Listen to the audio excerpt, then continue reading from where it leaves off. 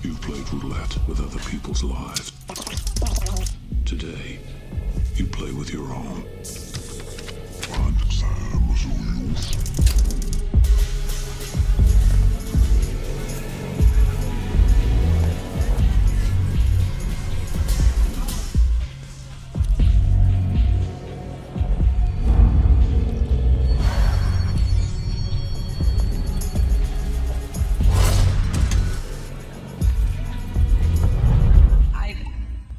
Admire Margaret Sanger enormously. Her courage, her tenacity, her vision. I am really in awe of her. I admire Margaret Sanger enormously. Her courage, her tenacity, her vision. I am really in awe of her. Donald has said he's in favor of defunding Planned Parenthood. He even supported shutting the government down to defund Planned Parenthood. I will defend Planned Parenthood.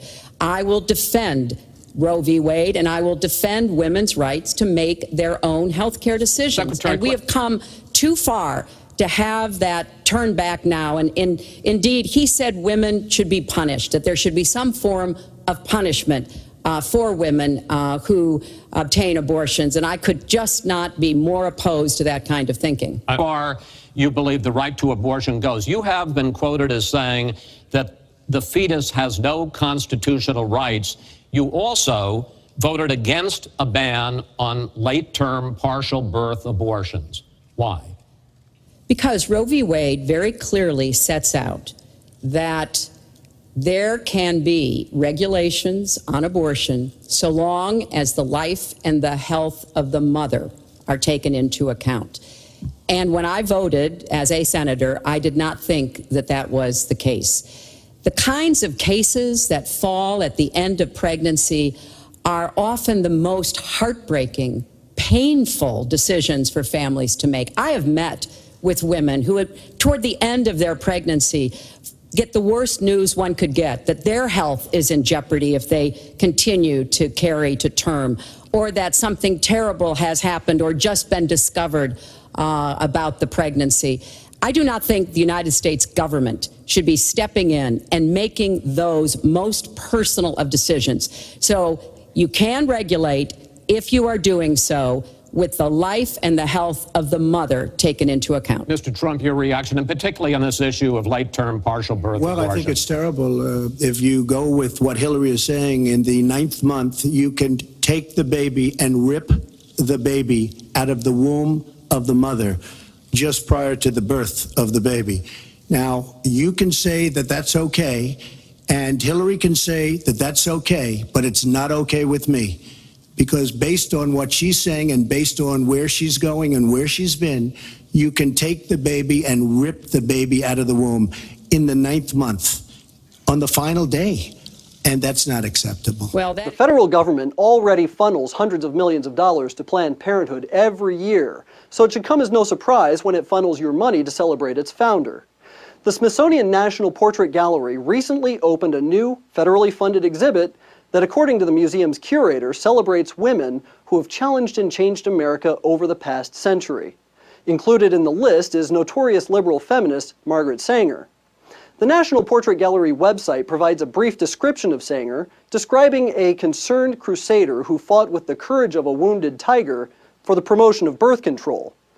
What the Smithsonian exhibit fails to mention, however, is that Margaret Sanger founded the largest abortion chain in the country, now known as Planned Parenthood.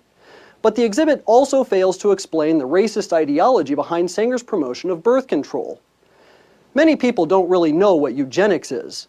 Eugenics is defined as belief in the possibility of improving the qualities of the human species by discouraging reproduction by persons having genetic defects or presumed to have inheritable, undesirable traits. Essentially, eugenics is the creation of a master race by controlling who has children and who doesn't. An article appearing in the January 31st, 1922 edition of the New York Times bore the headline, "Mrs. Sanger says Superman is the aim of birth control." If creating a race of supermen is the goal, who did Sanger believe had genetic defects or undesirable traits that stood in the way? In his book, Birth Control, Facts and Responsibilities, Adolf Meyer quoted an essay Sanger wrote in 1925, entitled, the need of birth control in America. What point does someone have constitutional rights? And are you saying that a child on its due date, just hours before delivery, still has no constitutional rights? Under our law, that is the case. I've been against Hyde for years because I think it deprives low-income women from being able to access the full range of reproductive health services. And I don't think that's fair or appropriate. I would want to do more to, number one, expand the services that Planned Parenthood provides. I'm obviously not only against defunding Planned Parenthood, but I would like to see Planned Parenthood even get more funding because oftentimes it is both the first and the last resort. So we will have to do whatever we can to provide access to quality, affordable health care that includes the full range of reproductive health, including safe and legal abortion. I know that women of color often rely more on government-funded health care than do white women. I'm wondering if you can tell me what other steps you could take to make abortion access available to more women of color. Very clear that for women of color, Planned Parenthood is the go-to place. In her praise for the eugenics programs in Germany, Sanger called for the implementation of such programs in the United States, specifically targeting African Americans. The following editorial was published in the 1932 issue of the Birth Control Review. The Negro problem is one of the most complicated and important confronting America. Whatever the ultimate answer may be, such an attitude brings to light the function of birth control as a necessary agency in its solution. The present submerged condition of the Negro is due in large part to the high fertility of the race under disastrously adverse circumstances. Thus, the question arises, to what extent birth control has had a eugenic effect upon the Negro race? If any question should remain about Sanger's racist agenda, a 1939 letter she wrote to Dr. Clarence Gamble should remove all doubt. We should hire 3 or 4 colored ministers, preferably with social service backgrounds and with engaging personalities. The most successful educational approach to the Negro is through a religious appeal. We don't want the word to go out that we want to exterminate the Negro population.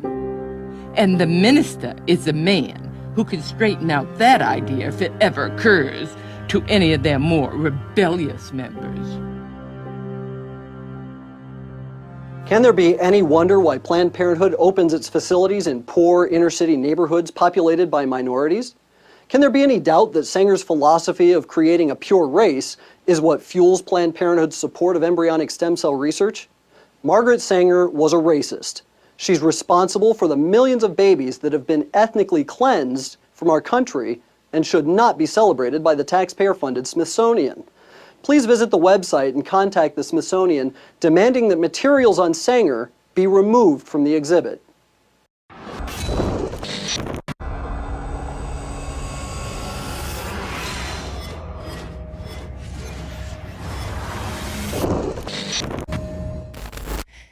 And welcome back to the second half of the Overdrive Hour. You're watching the Alex Jones Show, and I'm Leanne McAdoo hosting. Joining me now is Jakari Jackson. Jakari, I wanted to get you in here because we have some breaking news. A really disgusting video is making the rounds now on the internet. If you want to check out the article, it's up on Infowars.com. Adon Salazar has wrote it. It's called Caught on Tape. Planned Parenthood doctor admits to selling aborted baby body parts. It's quite the headline, but it's also quite true. Adon told me about this article a little bit earlier in the day when he was, compiling all of his statements here. And when he first told me about it, this even before I saw the video, I just couldn't believe that this was actually happening and true. Because, of course, we know was the abortionist Kermit, he was caught doing all kinds of things. His aides came out and spoke out against those type of incidents. And you'd like to think that this is just a one-off type of deal. But as we see with this article and some of the things we've seen before, it's not the case. These things continue to happen. And as horrific as they are, it sounds like something out of a horror movie. But these are things that are happening right here in the United States of America.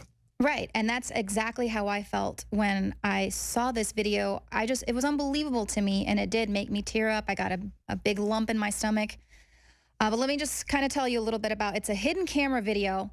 It's coming out of Los Angeles, and it features the senior director of medical services there at Planned Parenthood. So this is not just some rogue Planned Parenthood worker. This is like a top-down directive here. It's Dr. Deborah Nucatola. Might not be saying that right. But anyway, so she is caught on camera discussing the practice of selling these body parts of aborted babies. This is in blatant violation of federal law. And this is part one of a 3-part documentary series that's coming from the Center for Medical Progress. So they've got this undercover footage, and here you'll be able to view that video if you go to Infowars.com. Adon has the video embedded in his article, so you can watch that in full there. It's got subtitles as well. But the senior director is explaining to a male and female couple over lunch how the procedure goes down and which human organs are most popular. And when you watch this video, they explain it so calmly. The senior director does, and it's almost like they're talking about harvesting chickens or cows or something to that regard, talking about, well, the organs, the liver and the heart and all these other things. It's just so calm, and like she's, done it before, and it's a very disturbing, disgusting video. Right. Well, let's go ahead and play some of that now. Now a story we guarantee most of you have never heard before. Big money is being made from the sale of fetal body parts. Even the most ardent pro-choice advocates, like Planned Parenthood video from 2000, actually, they started the film with it, where they're... It seems inappropriate, totally inappropriate. So those are clips from 2000 on the news, and here, this is actually now undercover Planned Parenthood admitting it. So obviously, you might find some of the content disturbing. Attack parts these days because they're looking for specific nodes. AB nodes, SA. I was like, wow, I didn't even know. Good for them. Good for them. The first time she said people wanted lungs. And then, but like I said, always as many attack livers as possible. People just want livers. People want lower extremities too. Lower extremities. I mean, that's easy. I don't know what they're doing with it. I guess they want muscle. Yeah, a dime a dozen. Okay, let's pause that video right there and just... So that's what you were describing, Jakari. So here she's talking about people, they want livers and they want fully intact hearts because they need all the nodes for the hearts. And she's like shoving salad in her mouth and drinking her wine. And it totally reminds me of that scene out of Silence of the Lambs when Dr. Lecter is talking about eating the guy with like fava beans and a Chianti. I mean, that's what that lady reminds me of, just discussing this. Yeah, absolutely. It's quite, like I said, disturbing to see such a thing, but that's the temperament of how calmly these people can describe some of these things. And to all these people who say that a aborted or a child in the womb isn't a person, well, you can hear in this clip this woman talking about how you can clearly identify the heart, the liver, the lungs, all these vital body parts, but you can identify that as human body parts, but they want to say that the child is not a human being. Right, exactly. And this is the big deal with these late-term abortions. I mean, there's like big money for them in this. I mean, here she doesn't really talk about some of those prices. They might not get that much for it, but the hospitals themselves that are dealing in these transplants and things, they are making hundreds of thousands of dollars off of this. So the video goes on. You hear them talking. We'll go ahead and play it, but they're describing how this is in total violation of federal law. It's against the law here in America to sell human body parts. But then they're kind of discussing how they're getting around that. So go ahead and play that. So the commercial trafficking body parts from an aborted baby, punishable by up to 10 years in prison or a fine of up to $500,000. Now, this is an actual order form where you can order. They're showing an order form. You can say, what type of tissue would you like to order? What's the, what age? And now they're sort of talking about how they go undercover. They're posing as a fetal tissue procurement company. So I'm the medical director for the national office for all of the affiliates. So I say, okay, what are you looking to supply today? We've been very good at getting heart, lung, liver. So in the fact that they're so nonchalant, you can You basically know that this isn't the first time she's had this conversation with people. Provider has had patients who want to donate their tissue, and they absolutely want to accommodate them. They just want to do it in a way that is not perceived as this clinic is selling tissue, this clinic is making money off of this. She's talking about making money. When you are or the affiliate is determining what that is monetary. Yes. So that it doesn't raise any question of this is what it's about. This is the thing. What price range would you? So right now they're explaining the process. I would say it's probably anywhere from $30 to $100, depending on the facility and what's involved. The $30 to $100 price, that's per specimen that we're talking about, right? Yeah. Yes. The $30 to $100 price, that's per specimen that we're talking about, right? Yeah. Yes. How much of a difference can that actually make if you know what's expected or what we need versus? It makes a huge difference. I'd say a lot of people want liver, and for that reason, most providers will do this case under ultrasound guidance. So maybe we can pause it right there and talk about how she has pretty much a hot list. You know, a lot of people want the liver, they want the heart, you know, and what exactly they're going to do with these things, we don't know, but it's, you know, quite disgusting to see them so nonchalantly talk about these things as if, you know, it's just like a part of a chicken or a harvested cow. Right. And she talks, now she's going to go on to say, you know, how they go about procuring these organs, because here we're talking about a tiny little baby. And so she's talking about the procedure and how they have to use a certain type of forceps method so they can get the heart, the lung, the liver without crushing that part. So they want to be sure they can, you know, get it all out without damaging these They don't want to damage the tissue of the baby. You know, they're quite adamant about that. They want it in the most pristine condition so that anybody who would view this and see how they try to profit off of your child, your aborted child. So it's not just, you know, they take it and whatever people think the disposal method for it is. No, they are repurposing your child to sell it to very strange people. Right. And she's also now talking about how they circumvent that. There's that little gray area where they're like, well, you know, it's against the law to sell mutilated dead baby parts, essentially. And so now she's going to kind of get into say how they get around that. And you know, as long as they didn't intentionally, in quotes. So go ahead and roll. $100 price, that's per specimen that we're talking about, right? Yeah. Yes. How much of a difference can that actually make if you know what's expected or what we need versus? It makes a huge difference. I'd say a lot of people want liver, and for that reason, most providers will do this case under ultrasound guidance, so they'll know where they're putting their forceps. Takes a big gulp of wine. Procedure is calvarium. Calvarium, the head is basically the biggest part. Most of the other stuff can come out intact. Right. It's very rare to have a patient that doesn't have enough diet. So getting the head is difficult, but To bring the body cavity out intact and all that. So then you're just kind of cognizant of where you put your graspers. You try to intentionally go above and below the thorax so that, you know, we've been very good at getting heart, lung, liver. So this is, you know. So I'm not. Yeah, she's basically giving the play-by-play of how they go about procuring, harvesting. This is not her first rodeo here with this. I mean, this is just disgusting. And the thing that's really shocking is that, you know, most of the time they will save the best for last. And this is the first little clip we're getting out of this upcoming documentary. So there's other clips that we don't even know what is about to be hitting. Yeah, and we've seen things going on in other parts of the world. Like we have this article right here from the Business Insider. A British man was caught trying to smuggle a roasted baby fetus into Thailand. And, you know, that defies words in and of itself.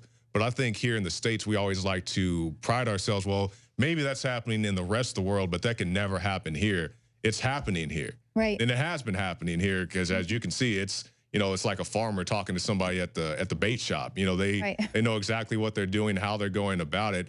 And it's very sad to see that this goes on. And kudos to the people that filmed the thing, because I really don't understand how you can sit there with a straight face, but, you know, they did what they had to do to get the video out. Right, absolutely. And there's another story out of the Daily Mail.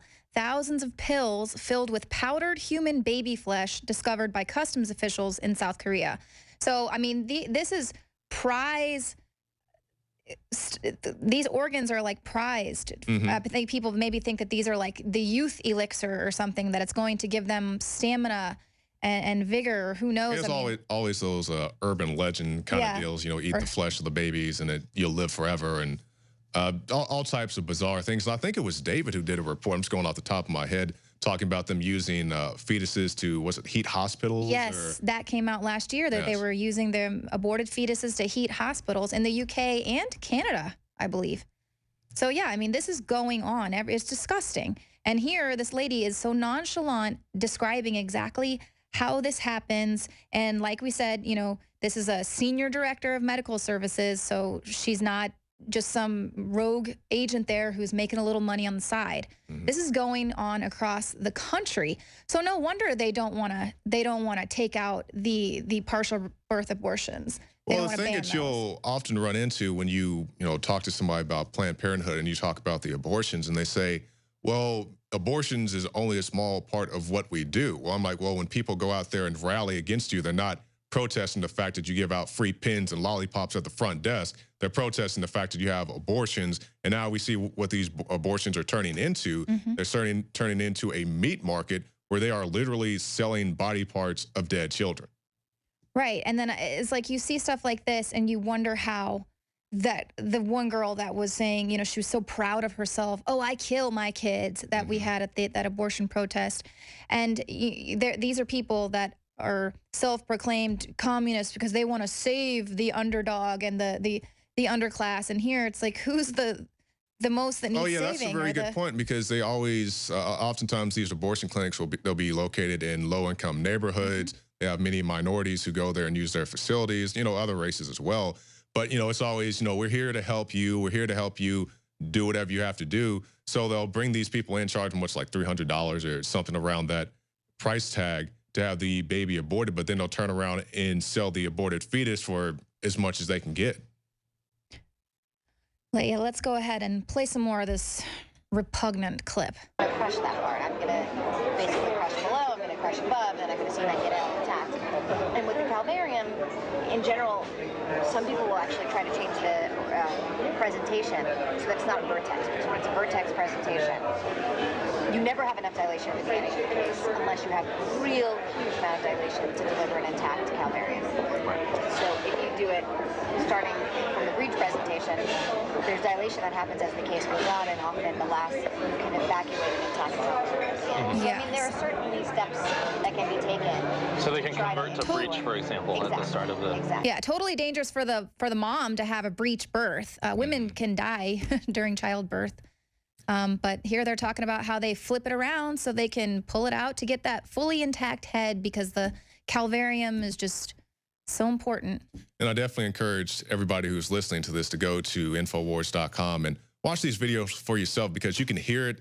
You know, it's a little distorted, but if you watch the video, you can see it along with the subtitles and see everything that's going on. Yeah. So definitely go to that. It says, caught on tape, Planned Parenthood doctor admits to selling aborted baby body parts, and that's on Infowars.com, the article by Adon Salazar. Yes, be sure to tweet that out, share it on Facebook, because people don't believe this kind of thing is happening. And this is just more fuel when you try to have a conversation with people about this. This is why this is so shocking, so repulsive. Yeah, because, I mean, people see the stuff that we've put out, you know, like when we had the abortion rally, or that lady who was running around the Texas Capitol talking about hell Satan, and they think it's, you know, we cherry pick that stuff. This stuff happens a lot. And I'm not saying everybody who's pro-abortion is, you know, into selling babies, but it's not a once in a blue moon kind of deal. Yeah. You have some very odd characters. The freaks come out at night when you start to talk about abortion, whether it's people who want to sell babies, people who enjoy the act of killing their babies, you know, these people who, you know, love worshiping Satan and they kill babies. It's all type of weird degenerates come out to support abortion. Right, and even if you're not, you know, you're not for it, and you think, oh, well, I'm just going to go have an abortion, and this isn't going to happen to me. You don't know what's happening to that fetus that comes out. I mean, you don't know what they're doing, and so even if you're not for it, it's happening anyway, and you really have no say in what happens. Mm-hmm. Oh, nor would they even admit it if it's not caught on tape here. Right, yeah, exactly what you said. If we did not have this clip, it had never happened. Like, what's your proof of it? So that's the way they keep going about these things. And, like I said, kudos to the people who shot this video to help explain to people exactly what's going on. Yeah, absolutely. Like we said, be sure to share this at Infowars.com, share it on Twitter, share it on Facebook. We absolutely appreciate all of your support. Thank you for tuning in to the show today for the special hour of Overdrive. I think Alex is going to start having us come on the show regularly in the Overdrive hour to get you all acquainted with us. If you are not a subscriber to Prison Planet, please do. You'll catch our nightly news every night at 7 p.m. Central, live. Thank you all. Thank you, Leanne. Nightly night, 7 p.m. Central.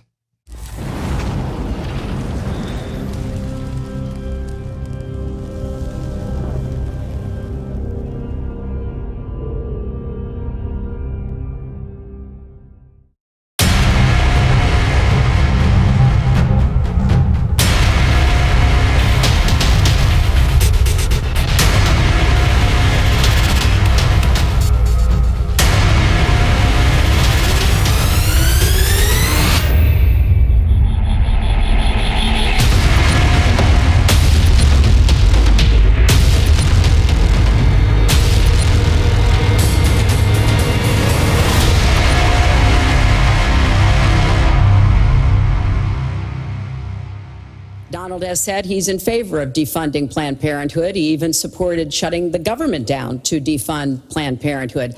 I will defend Planned Parenthood. I will defend Roe v. Wade, and I will defend women's rights to make their own health care decisions. And we have come too far to have that turned back now. And indeed, he said women should be punished, that there should be some form of punishment for women who obtain abortions. And I could just not be more opposed to that kind of thinking. Your reaction, and particularly on this issue of late-term partial birth Well, abortion. I think it's terrible. If you go with what Hillary is saying, in the 9th month, you can take the baby and rip the baby out of the womb of the mother just prior to the birth of the baby. Now, you can say that that's okay, and Hillary can say that that's okay, but it's not okay with me. Because based on what she's saying and based on where she's going and where she's been, you can take the baby and rip the baby out of the womb in the 9th month on the final day. And that's not acceptable.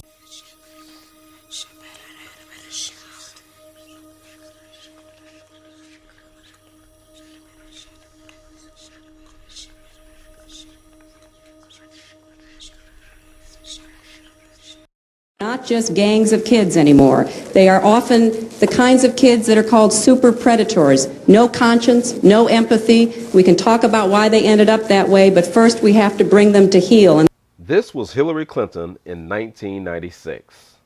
This woman is dangerous for black people. She was talking about black youth in the United States of America. That is why she did not give a damn as NATO was dropping bombs on men, women, and children in 2011 in Libya, in the black city of Tawarga.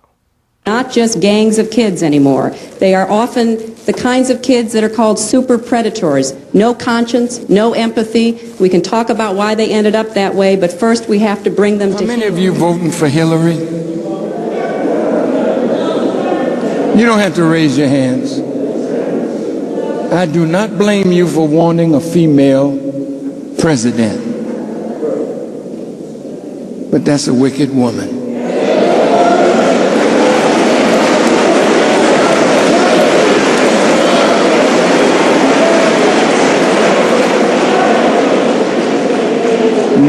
Now listen, you can vote for her, but vote for her with knowledge. She can be sweet, but so can you. And you know when you're sweet but playing a game. All of a sudden she know about Trayvon Martin. all of a sudden. The boy been dead nearly 2 years. Now she's talking about him like she met the mother and these white people, this is Satan. You fall for that crap. Most of you that went to jail for having a little blunt in your pocket, they arranged that, the Clintons. Mass incarceration came about under the Clintons. Don't forget that. They call my young gangbangers super predators.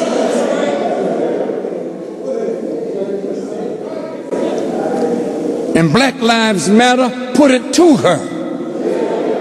She didn't know how to handle that.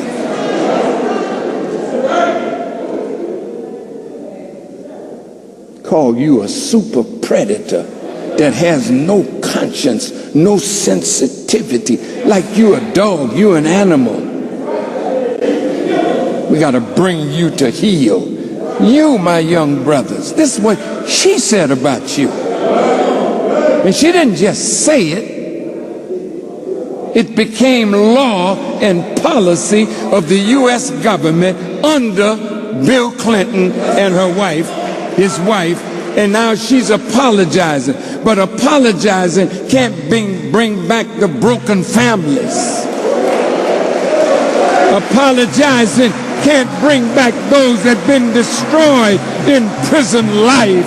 Apologizing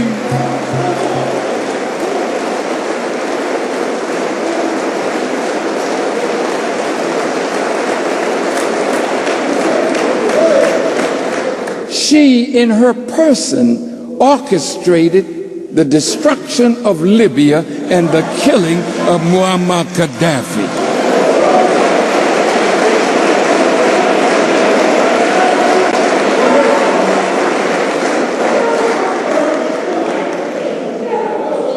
Gaddafi was my friend.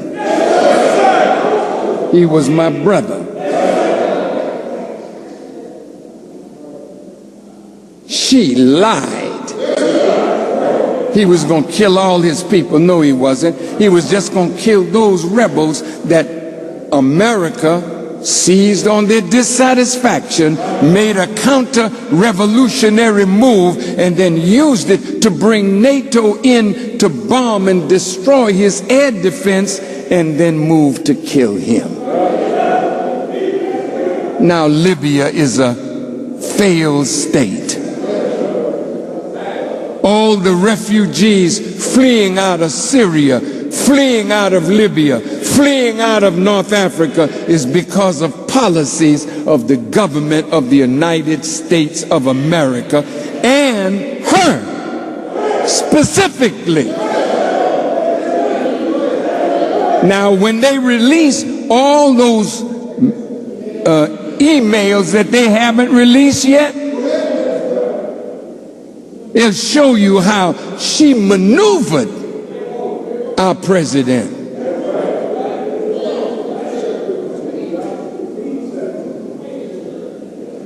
And maybe you won't think so well of her when you see how she talked to him.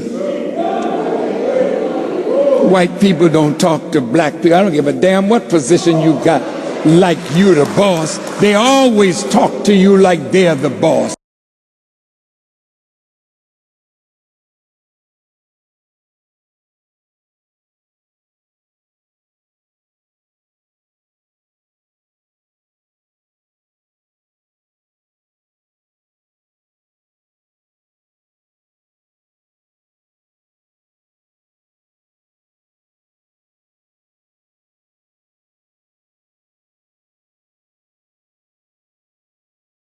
I admire Margaret Sanger enormously. Her courage, her tenacity, her vision. I am really in awe of her. I admire Margaret Sanger enormously. Her courage, her tenacity, her vision. I am really in awe of her.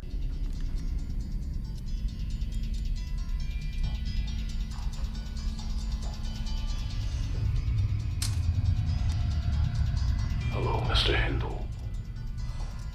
Or as they called you around the hospital, Zap. I want you to make a choice. There's a slow-acting poison coursing through your system, which only I have the antidote for. Will you murder a mother and her child to save yourself? Dr. Gordon's time is up. Mrs. Gordon! Listen carefully, if you will. There are rules. What's the rules?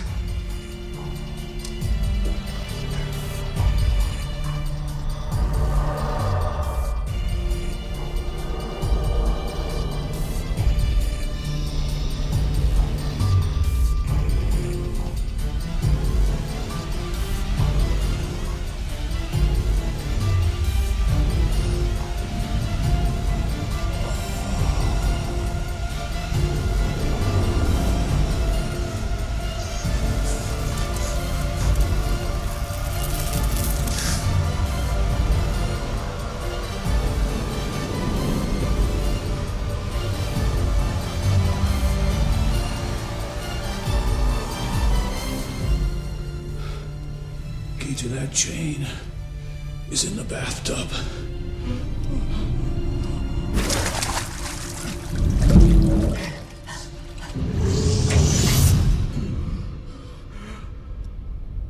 He's a very interesting person. His name is John. He has an inoperable frontal lobe tumor. I'm sick from the disease eating away at me inside. Sounds like our friend Jigsaw. I'm sick of people who don't appreciate their blessings. Looks like our guy likes to book himself front row seats to his own cyclic games. Hello, Mark. Paul, Amanda, Zap. Hello, Dr. Gordon.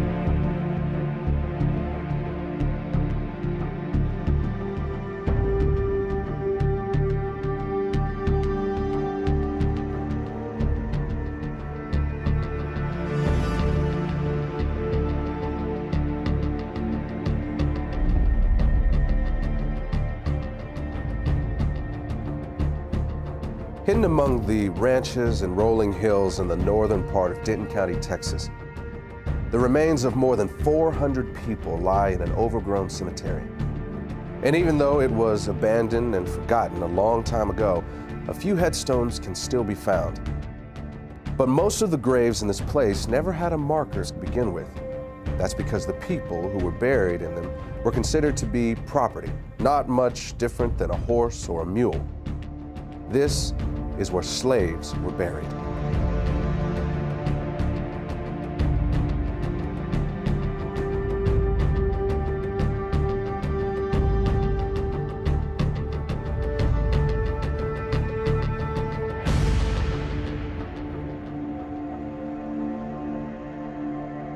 Hello, my name is Marcus Lloyd.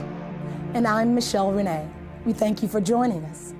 If you are African American, you and I will always be connected to the people whose bodies lie in that cemetery. Our ancestors may have worked alongside of them in the same cotton fields. They could have been bought and sold at the same auction houses or had chains hammered around their necks by the same overseer. Some of them may have even been hunted down by the same slave catcher or whipped by the same master. For almost 250 years, our people were held in bondage. And today, this period of history has come to be known by an ancient Swahili word. It's called the Ma'afa. And it began when the first Africans were shackled to the bottom of a slave ship. But the irony is that it did not end when the slaves were freed. In fact, it hasn't ended yet. And as you're about to see, a hidden racial agenda is keeping the Ma'afa alive into the 21st century. What shall be done with the 4 million slaves if they are emancipated? This question has been answered and can be answered in many ways. Primarily, it is a question less for man than for God, less for human intellect than for the laws of nature to solve. Our answer is, do nothing with them. Mind your business and let them mind theirs. Your doing with them is their greatest misfortune. They have been undone by your doings, and all they now ask and really have need of at your hands is just to let them alone. Frederick Douglass, 1862. It is the stupidity of man to think that he can do evil, even some monstrous evil, and it won't have any backlash on himself. But of course, it seldom works that way, and the moment he figures that out, he starts looking for a way to avoid the repercussions of what he's done. This is what happened with slavery. In the early 1800s, as it began to look like the end of slavery might be on the horizon, white America started to be concerned that a day of reckoning was coming. The primary fear for the average person was of retribution and insurrection, and that was a reasonable fear. After all, it's illogical to think that you can do to a whole group of people what was done to African Americans and think that they will just take it lying down forever. And of course, there were things like the Nat Turner uprisings. But for the wealthy elite, their fears went beyond things like insurrection. They were worried about the financial impact. Remember, it was not just the cotton plantations that profited from slavery. Whether you're talking about the banks or the insurance companies, the railroads, even the newspapers, the fact is that almost every aspect of the American economy was at some level or another invested in the slave business. You also need to recognize that for the wealthy elitist who controlled the system, slaves were an asset as long as they were slaves. But at the moment they are set free, they become a liability. And what the elite knew was that the end of slavery would instantly release 4 million people into the economy who had been kept uneducated and effectively unemployable anywhere but the cotton field. And what they were concerned about was that this was going to bankrupt the American economy. Taxes were going to go through the roof to take care of these people. Crime was going to be rampant. The prisons were going to be flooded. There was going to be this population overrun. And in the North, the biggest fear was migration from the South of these black people.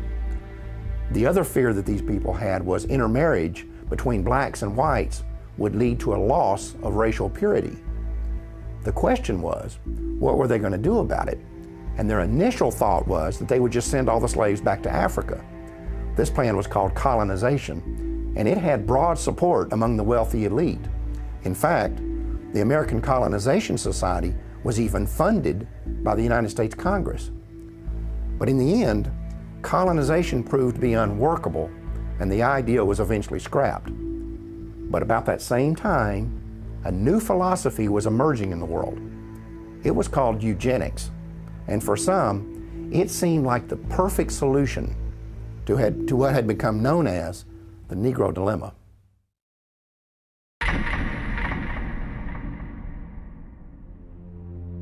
I do not join in the belief that the African is our equal in brain or in heart. And I believe that if we can, in any fair way, possess ourselves of his services, we have an equal right to utilize them to our advantage. Francis Galton, 1857. Francis Galton is known as the father of eugenics. He actually coined the phrase eugenics. So he believed in trying to increase those he felt were superior in stock and decrease those he felt were inferior. Francis Galton came from a very wealthy family, a family that made its wealth from the slave trade. And what a lot of people don't know is that Francis Galton was a cousin to Charles Darwin. Francis Galton took Charles Darwin's philosophies and ideas and thoughts, and he actually put them into practice, and that's what we know today as eugenics. Eugenics and evolution are related in that they both see what they consider to be the highest form of primate, such as the gorilla, as almost indistinguishable from what they consider the lowest form of human, the African and the Aborigine. At some future period, not very distant as measured by centuries, the civilized races of man will almost certainly exterminate and replace the savage races throughout the world. The break between man and his nearest allies will then be wider, for it will intervene between man and a more civilized state, and some ape as low as a baboon instead of as now between the Negro or Australian and the gorilla. Charles Darwin, 1890. Charles Darwin is very well known for writing The Origin of Species in the 1800s. This book gave rise to evolutionary theory. What people don't know is that there was actually a longer original title to this book, and that was On the Origin of Species by Means of Natural Selection, or the Preservation of Favored Races in the Struggle for Life. Now, copies and editions that they made afterwards eliminated that phrase about the favored races. Evidently, they understood then that it was politically incorrect. Some may defend Francis Galton because eventually that he rejected slavery, but they do point out that all of his wealth did derive from the slave trade, but also it needs to be known that he, as well as other eugenists, did not reject slavery until after it had ended. And they could not any longer exploit blacks legally. So at that point, it would have been quite easy for he and his cohorts to reject slavery. I think this is a point that we all have to really realize, that the eugenics movement was not invented by the everyday average white American, but by a select group of wealthy white elitists that had often used this ideology to pit all of white America against black America. And so we see that indeed that truly is the case even to this day. Average Negroes possess too little intellect, self-reliance, and self-control to make it possible for them to sustain the burden of any respectable form of civilization without a large measure of external guidance and support. Francis Galton, 1873. Eugenicists believed that Africans were inferior not just mentally, but physically, and that left to themselves, left alone, they would not make it. The problem is, it didn't work. With that failure, the eugenicists moved on to what is known as positive eugenics. In positive eugenics, the eugenicists wanted the white population to reproduce, to have so many children that it overwhelmed the black population. But that didn't work either. Next, they moved on to what they called negative eugenics. They knew that they could not round up all the blacks in the nation and execute them, so they decided to create an environment where they would convince the blacks to severely limit the number of children they were going to have, and thereby commit race suicide.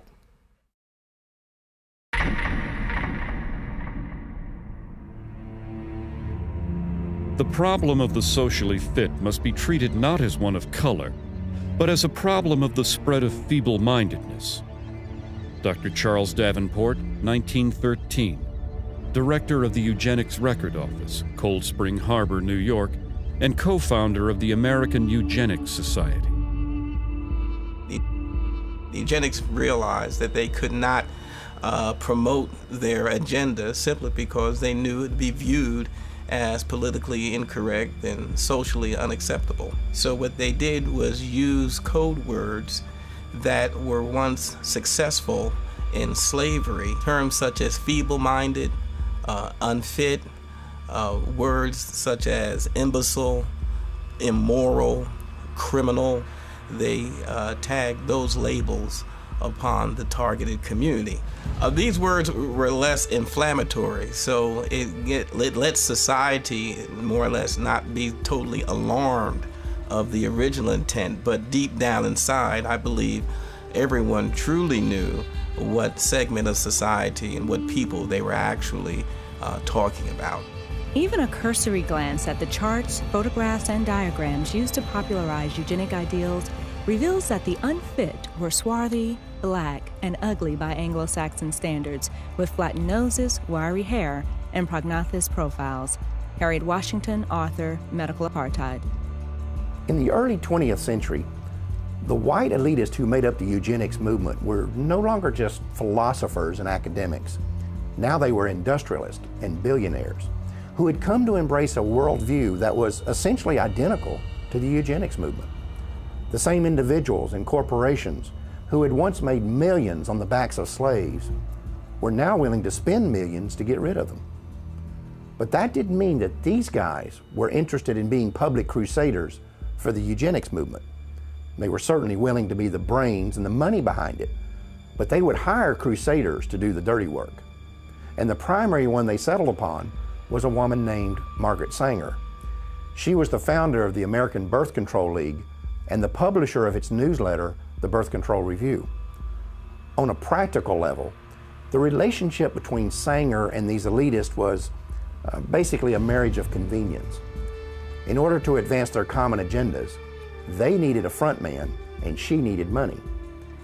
And the whole thing would be held together by this kind of bizarre obsession with race and class. The result was that the American Birth Control League became the driving force behind the American eugenics movement. Eugenics would no longer just be a philosophy. Sanger and others like her were going to put it into practice. We are paying for and even submitting to the dictates of an ever-increasing, unceasingly spawning class of human beings who never should have been born at all. Margaret Sanger, 1922. The laws of nature require the obliteration of the unfit, and human life is valuable only when it is of use to the community or race. Madison Grant, 1916, co-founder, American Eugenics Society. The black man has never been a competitor, but has always been subservient to the white race. And just so long as he remains subservient, his position is secure. And just so soon as he becomes a competitor, his fate is sealed. Dr. Benjamin Hayes, eugenicist, 1905. The American Birth Control League was wise enough to get their program of population control across by using what had worked in the past, the same code words that had established the institution of slavery and that was also used by the early eugenics movement was once again used by the American Birth Control League. The Margaret Sangers of those days did not come out and say they were trying to eliminate black people. What they did say, they were trying to rid society of the feeble-minded. They were trying to rid the society of the criminal.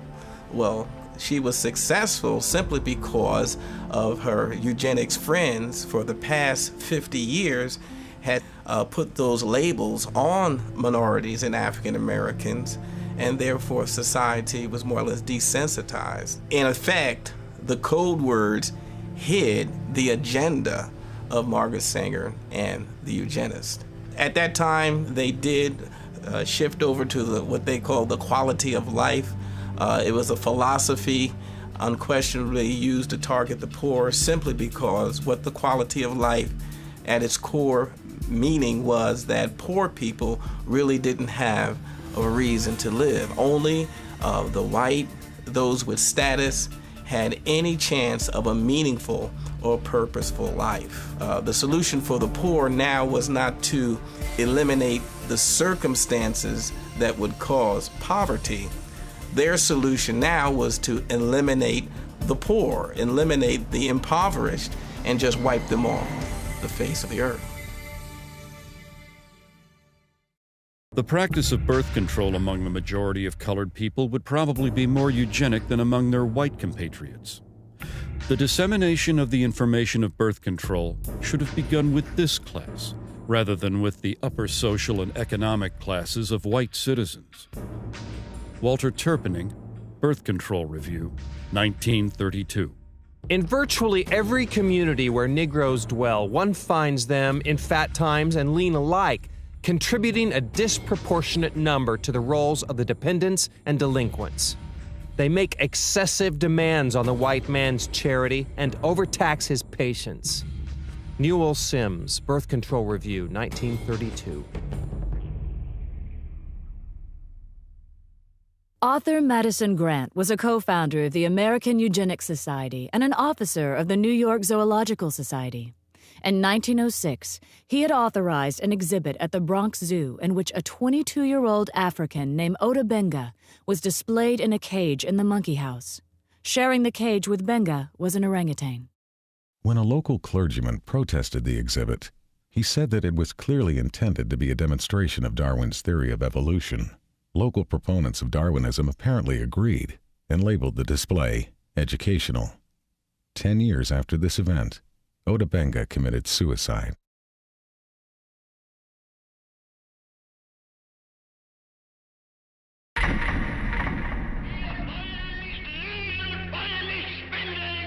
During Hitler's regime, the Germans were supplied with elaborate charts and complicated theses supposedly proving the superiority of the German people.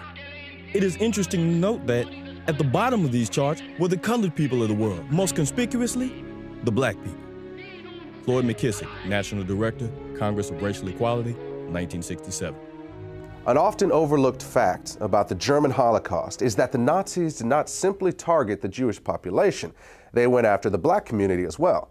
Under the threat of being sent to concentration camps if they did not cooperate, Afro-German citizens were not only forced to undergo sterilization themselves, they were also required to turn over their children for sterilization. In his book Mein Kampf, Adolf Hitler explained the motivation behind such programs.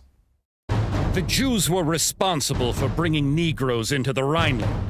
It suits the purpose of the cool, calculating Jew who would use this means of introducing a process of bastardization in the very center of the European continent, and, by infecting the white race with the blood of an inferior stock, would destroy the foundations of its independent existence.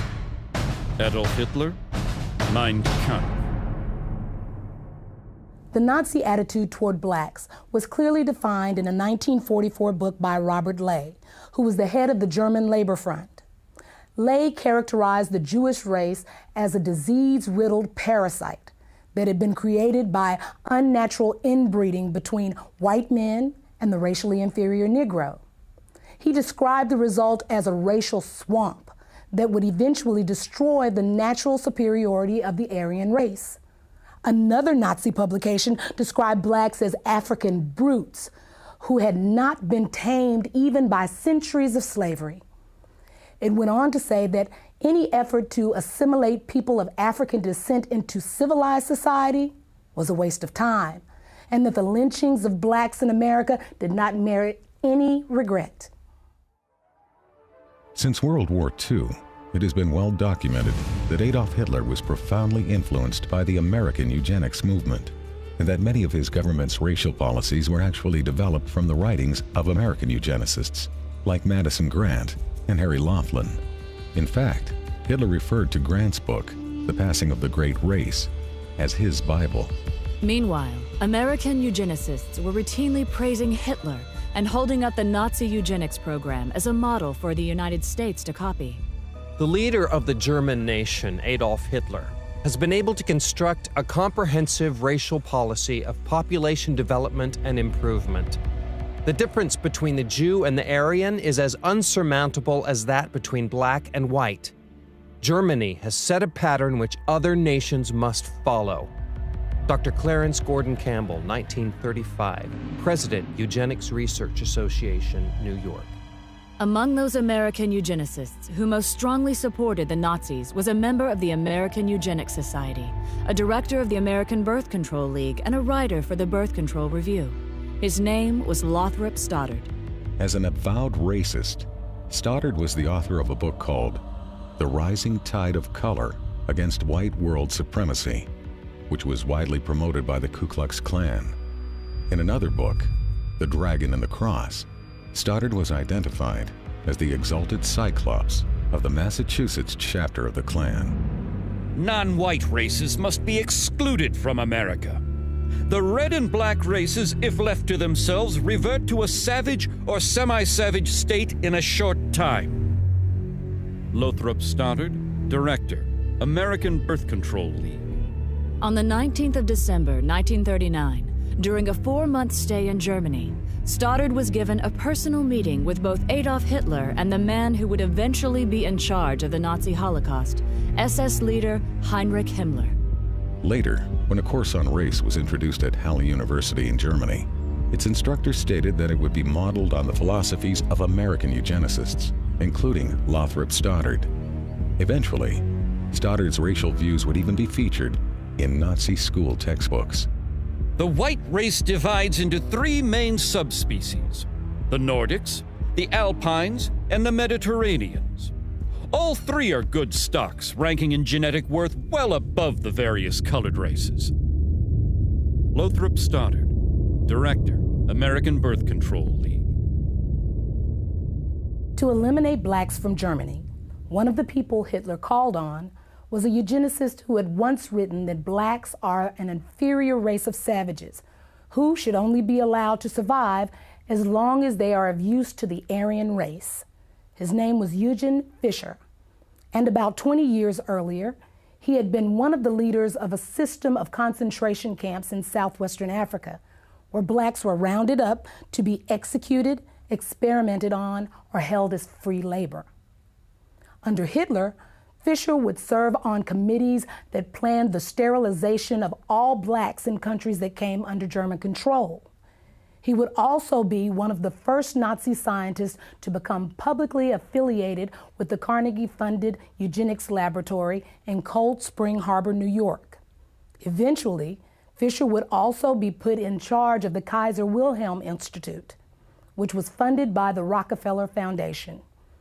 It was here that many of the Nazi programs for creating racial purity were developed. In 1927, Margaret Sanger organized the World Population Conference in Geneva, Switzerland, and gave it front-page coverage in her Birth Control Review. The events program shows that several of its attendees were colleagues of Sanger's from the American Eugenics movement. It also documents that among those who were given a leadership role in the conference was Eugen Fischer, the man who would eventually lead the Nazi effort to eradicate blacks from Europe. Another American eugenicist with Nazi connections was Harry Laughlin. Now, he was an official with both the American Eugenics Society and the American Birth Control League, and in 1928 his plan for using forced sterilization to eliminate those who might produce what he called degenerate offspring was published in the Birth Control Review. In 1936, Laughlin led an effort to distribute the English language version of a Nazi eugenics film to audiences in the northeastern part of the United States. He had acquired the rights to the film from the Race Policy Office of the Nazi Party and, with the help of 2 other American eugenics organizations, had mailed literature to biology teachers at 3,000 U.S. high schools, urging them to show it in their classrooms. Later that year, Laughlin was praised in a Nazi newspaper and awarded an honorary degree from the University of Heidelberg for his contributions to the Nazi eugenics effort. In the 1930s, a German psychiatrist named Ernst Rudin was named president of the International Federation of Eugenics in Cold Spring Harbor, New York, which was funded by the Carnegie Corporation. And in 1933, his call for racial purity was published in the Birth Control Review. Later, Rudin would be chosen by Hitler to write Germany's eugenics laws, and at one point, he personally helped the Gestapo round up and sterilize several hundred blacks, who they referred to as Rhineland bastards. After the war, Rudin would be identified as one of the architects of the barbaric medical experiments that the Nazis carried out in their concentration camps. It may be possible that Hitler actually got the idea for concentration camps while studying the American eugenics movement. In 1919, the state of Indiana had allocated $300,000 to create a work colony in the city of Butlerville, where those who were labeled feeble-minded would be incarcerated. Then in 1932, Margaret Sanger called for the United States government to set aside farms and open spaces where certain groups of people would be segregated from the rest of society. She proposed that, among others, the illiterate, the unemployed, and the poor should be forcibly kept in these areas until they developed what she called better moral conduct. It was later discovered that under the Indiana program, the state was allowed to label someone feeble-minded if they were poor or did not do well in school, or if the state considered them to be shiftless or have insufficient moral judgment. But it's important to understand that this Indiana campaign was not unlike those in other states. For example, a eugenics project conducted in Massachusetts during the late 1920s proposed sterilization for young girls who were diagnosed as defective, which could include being unwed and pregnant, financially poor, or if the state labeled them socially undesirable. In addition, boys as young as 14 could be castrated for showing signs of kleptomania or for exhibiting what was described as solitary behavior.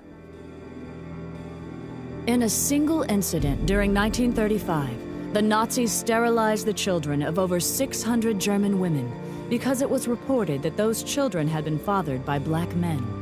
When news of this reached the United States, a member of the American Eugenics Society named Walter Ashby Plecker wrote a letter to the German Bureau of Human Betterment and Eugenics, praising them for the action and expressing his hope that not one child had been missed.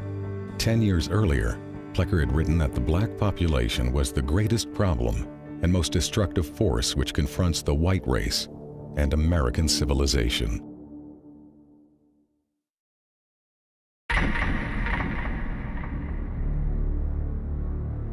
Eugenics goals are most likely attained under a name other than eugenics.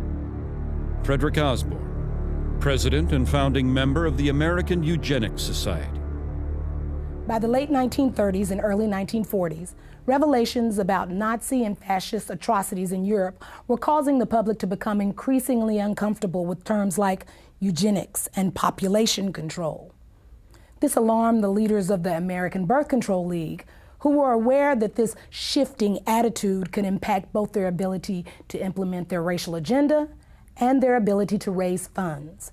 They were also aware that the connections between the American Birth Control League and the Nazis were starting to become known. Marketing research had shown them that in this environment, they needed to move away from words like control in favor of less threatening words like planning. So in 1942, they changed the name of the organization. From then on, the American Birth Control League would officially be known as Planned Parenthood. The important thing to understand here is that this name change did not change the organization's agenda. The same people were still in control, they were still obsessed with race, and they were still dedicated to eugenics. Today, defenders of Margaret Sanger will often try to hide her racism by claiming that she was not really a eugenicist and that Planned Parenthood was never part of the eugenics movement. But the truth is that as late as 1956, the American Eugenics Society listed Sanger as a member of the organization. In addition, many of Sanger's colleagues and the people whose writings she published, as well as many of Planned Parenthood's officers, were also known to be members. In fact, the ties between Sanger and the eugenics movement were so well established that in the 1920s, Sanger pursued a plan to merge the American Birth Control League, or Planned Parenthood as it was later called, with the American Eugenics Society. However, despite Sanger's efforts, the merger plan died after being rejected by the leadership of the American Eugenics Society. As an alternative, Sanger then proposed that the two organizations at least combine their publications into one magazine. But again, that idea was also rejected by the American Eugenics Society. The eugenic and civilization value of birth control is becoming apparent to the enlightened and the intelligent. The campaign for birth control is not merely of eugenic value, but is practically identical in ideal with the final aim of eugenics. Margaret Sanger, 1921. In her autobiography, Margaret Sanger wrote about a speech she gave in 1926 at a Ku Klux Klan rally in Silver Lake, New Jersey. The Planned Parenthood founder bragged about the fact that afterward, she was invited by 12 other Klan chapters to speak at their events. At about the same time the American Birth Control League was changing its name to Planned Parenthood, a lot of books and reports began coming out that attempted to put a happy face on eugenics, and many of them were written by people that were associated with Planned Parenthood. The strategy here was obvious. Since the Nazis had turned eugenics into a four-letter word, the American eugenics movement decided it was time to lay low. So most of their writings during this time period downplayed the role of eugenics and couched their agenda in terms of helping the African American. Perhaps the best example of this is a 1,500-page book by eugenicist Gunnar Myrdal called An American Dilemma, The Negro Problem in Modern Democracy. Interestingly, this book was not the result of some mom-and-pop operation.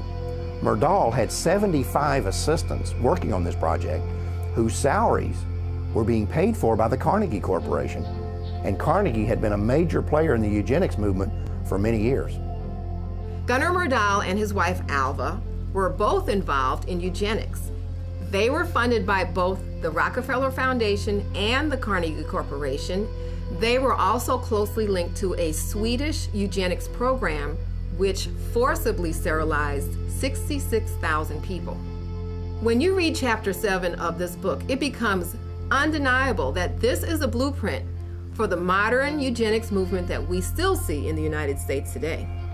The bottom line is that Gunnar Myrdal believed that not only could blacks not help themselves, he felt that nobody could help them, and the only solution in his eyes was to get rid of them. Commonly, it is considered a great misfortune for America that Negro slaves were ever imported. The presence of Negroes in America today is usually considered a plight of the nation. Chapter 7, page 167. All white Americans agree that if the Negro is to be eliminated, he must be eliminated slowly, so as not to hurt any living individual Negroes. Chapter 7, page 168. The only way possible of decreasing Negro population is by means of controlling fertility. Chapter 7, page 170. Birth control facilities could be extended relatively more to Negroes than to whites, since Negroes are more concentrated in the lower income and education classes. Chapter 7, page 176.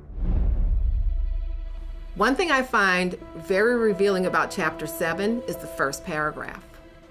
Myrdal uses U.S. Census Bureau figures to show that between 1790 and 1940, the black population in the United States increased 17 times. At the same time, those Census Bureau figures show that the white population increased 37 times. However, neither Myrdal nor any other eugenicist wrote anything about what to do about that part of the population that was increasing twice as fast as the black population. Gunnar Myrdal's book on how to resolve what he called the Negro Problem was published in 1944 by Harper & Brothers of New York. 4 years earlier, the same company, which is today known as HarperCollins, had also published a book by one of the founding members of the American Eugenics Society. At the time that Harper & Brothers published these books, its president was a man named Cass Canfield, who would later become the national president of Planned Parenthood.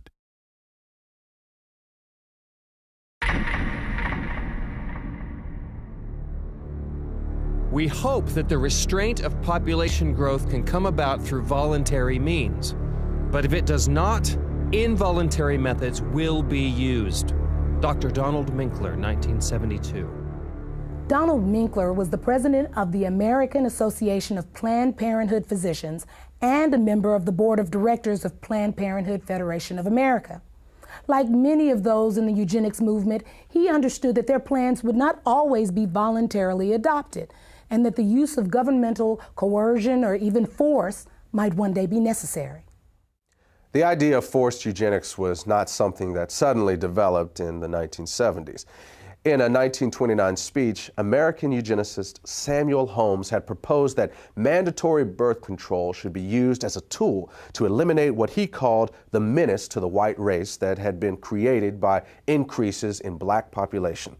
His solution was to have a quota system in which the right to have a child would be controlled by the government and determined by race. At the time, Holmes was on the National Council of the American Birth Control League, which would later become known as Planned Parenthood. Then, in 1936, eugenicist Julian Huxley proposed that the genetically inferior classes could be made to have fewer children if they were denied easy access to welfare. Another part of this proposal was that medical care to these same people should be restricted in order to reduce the survival rates of the children they did have. He also called for the forced sterilization of anyone who was unemployed beyond a certain length of time. Huxley was later honored by Planned Parenthood and was a featured speaker at one of their annual conventions. The reality is that the views of people like Samuel Holmes and Julian Huxley were never uncommon within the American eugenics community. In 1969, a professor at the University of California, Dr. Garrett Hardin, called it insanity to rely on voluntarism to control population.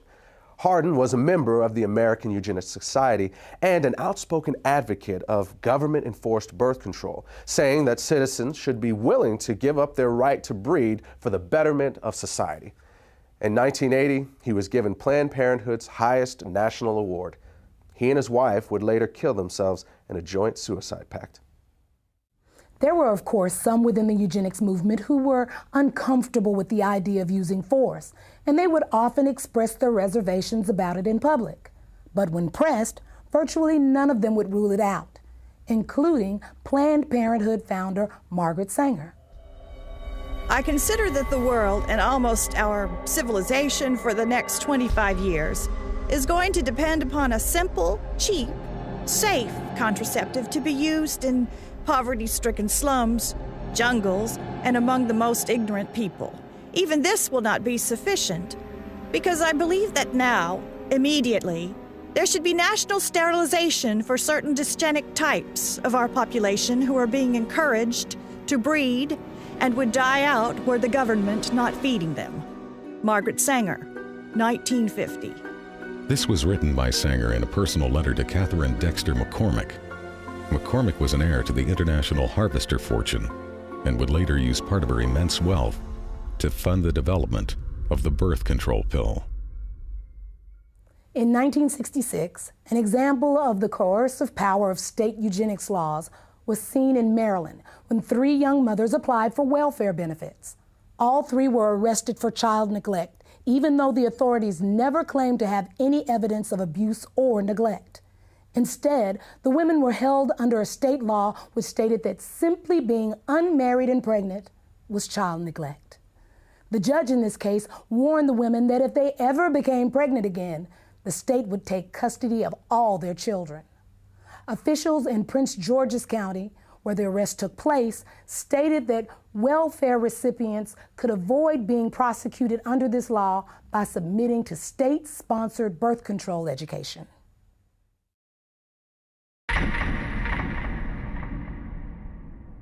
In 1934, Adolf Hitler sent a letter to American eugenicist Leon Whitney, complimenting him for a book he had written on sterilization.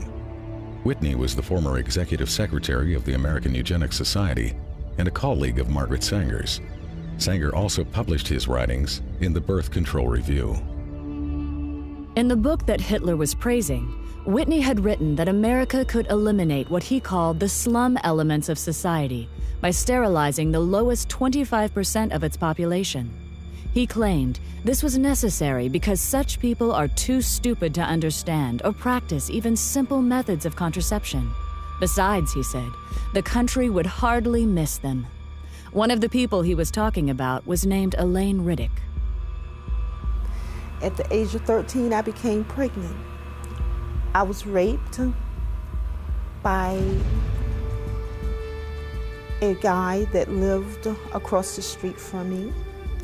He snatched me off the street and molested me and threatened my life and said if I ever told anyone that he would kill me. When they was delivering my son, they sterilized me at the same time. They had approached my grandmother and said that if she wanted to continue to receive supplement, welfare and food stamps, or at this time they was giving out these surplus foods, canned cheese, I think it was, powdered eggs, and said that if she did not sign the X, that they were going to stop her supplements. Mind you, my grandmother was illiterate. She had never, ever gone to school. She didn't understand what it was. So she signed the X, and they did this to me. I did not find out that they had sterilized me until I was 19 years old.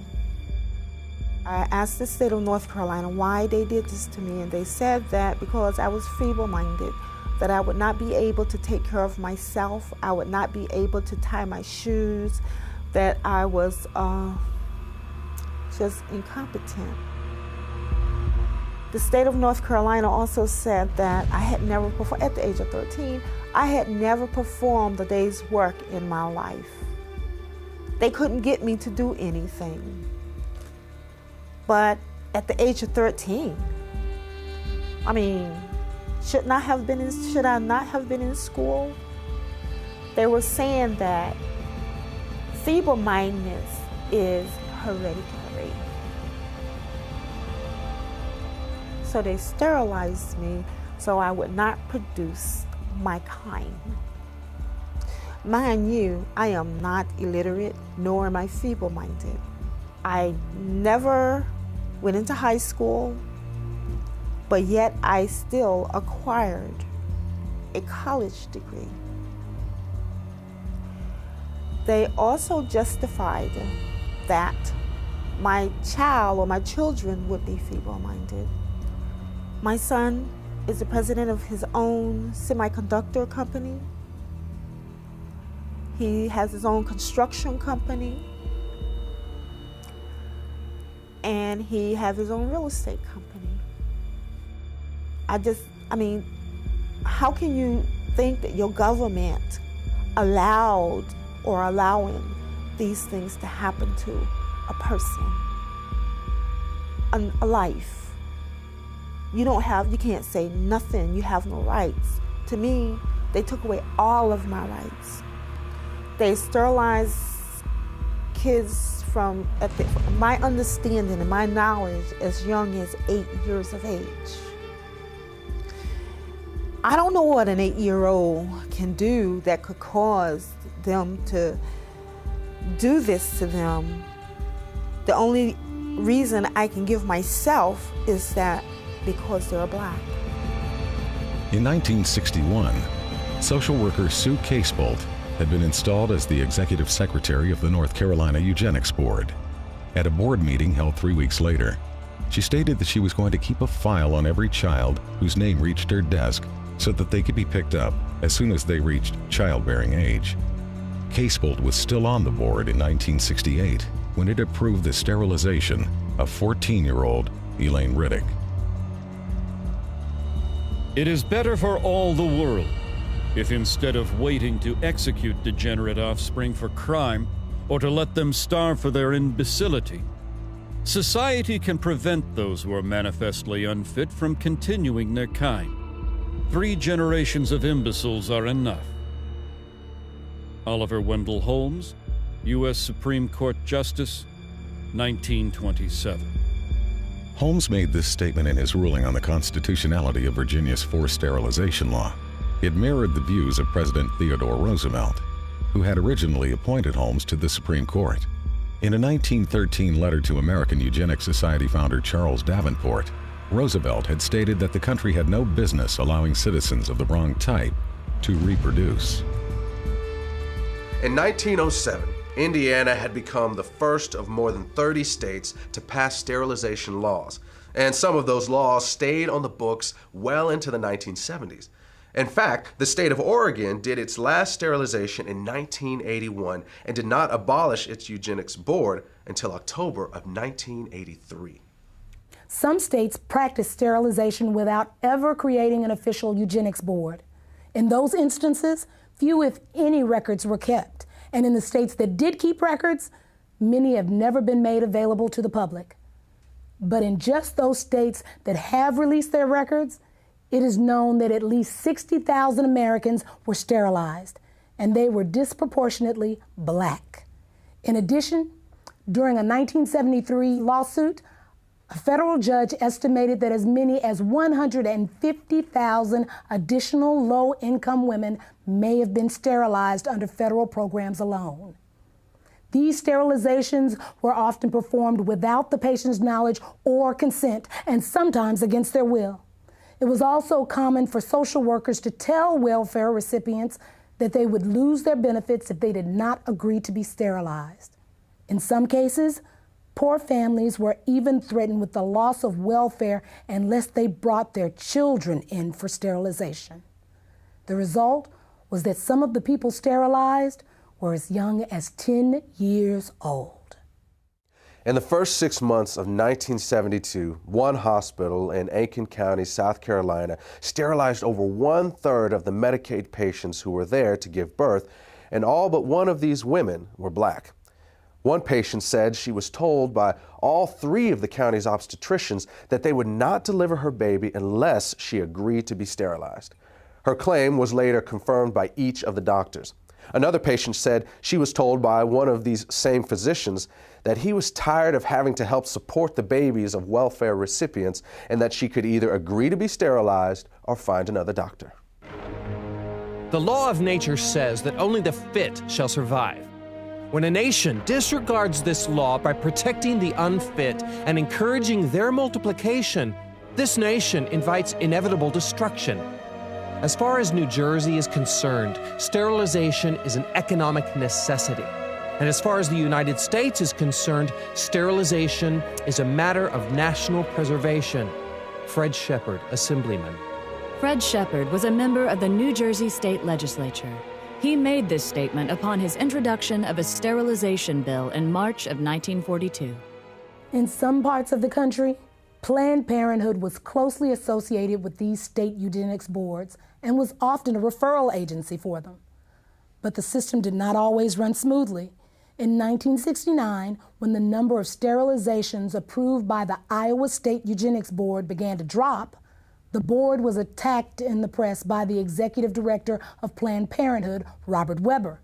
He said that he was alarmed by the decline in numbers and that the Eugenics Board should expand its approval criteria. Board Chairman Dr. S.M. Corson responded that the board's guidelines were already fairly broad. He pointed out that approvals were routinely given for young girls for no reason other than the board's speculation that they might likely one day engage in immoral behavior without the capacity for being wives and mothers. At that point, Weber publicly scolded the board and told them that they should either increase the number of sterilizations or quit.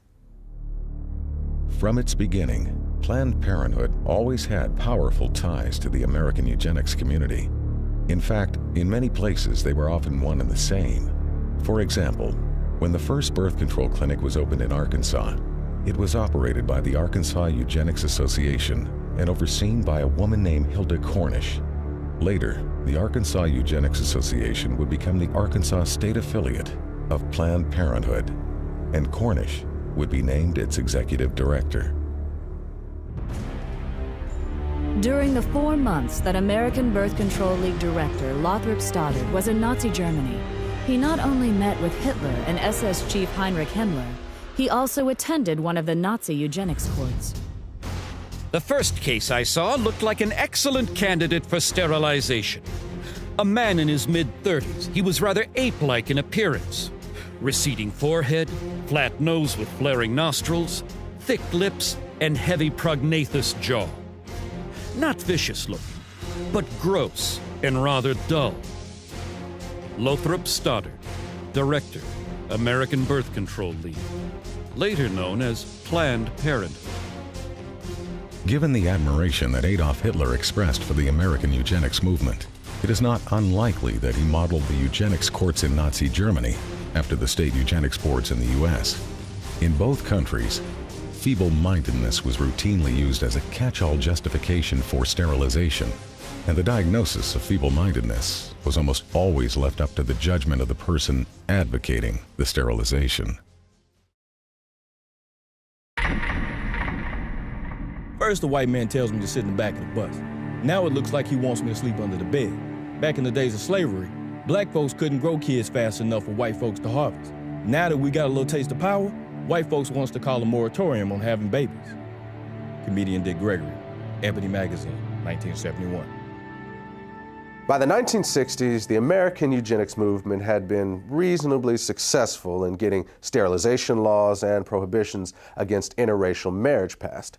They also had some success in getting states to mandate sterilization for those convicted of even non-sexual crimes, and some states began to require sterilization as a condition for receiving welfare or health care. Meanwhile, another state proposed jail time for anyone who had a child out of wedlock unless they agreed to be sterilized, and at least one state required sterilization as a condition of being released from custody. But these laws were not producing the results Planned Parenthood and others in the eugenics movement wanted. They also began to fear that federal courts were going to eventually rule that these kinds of measures were unconstitutional.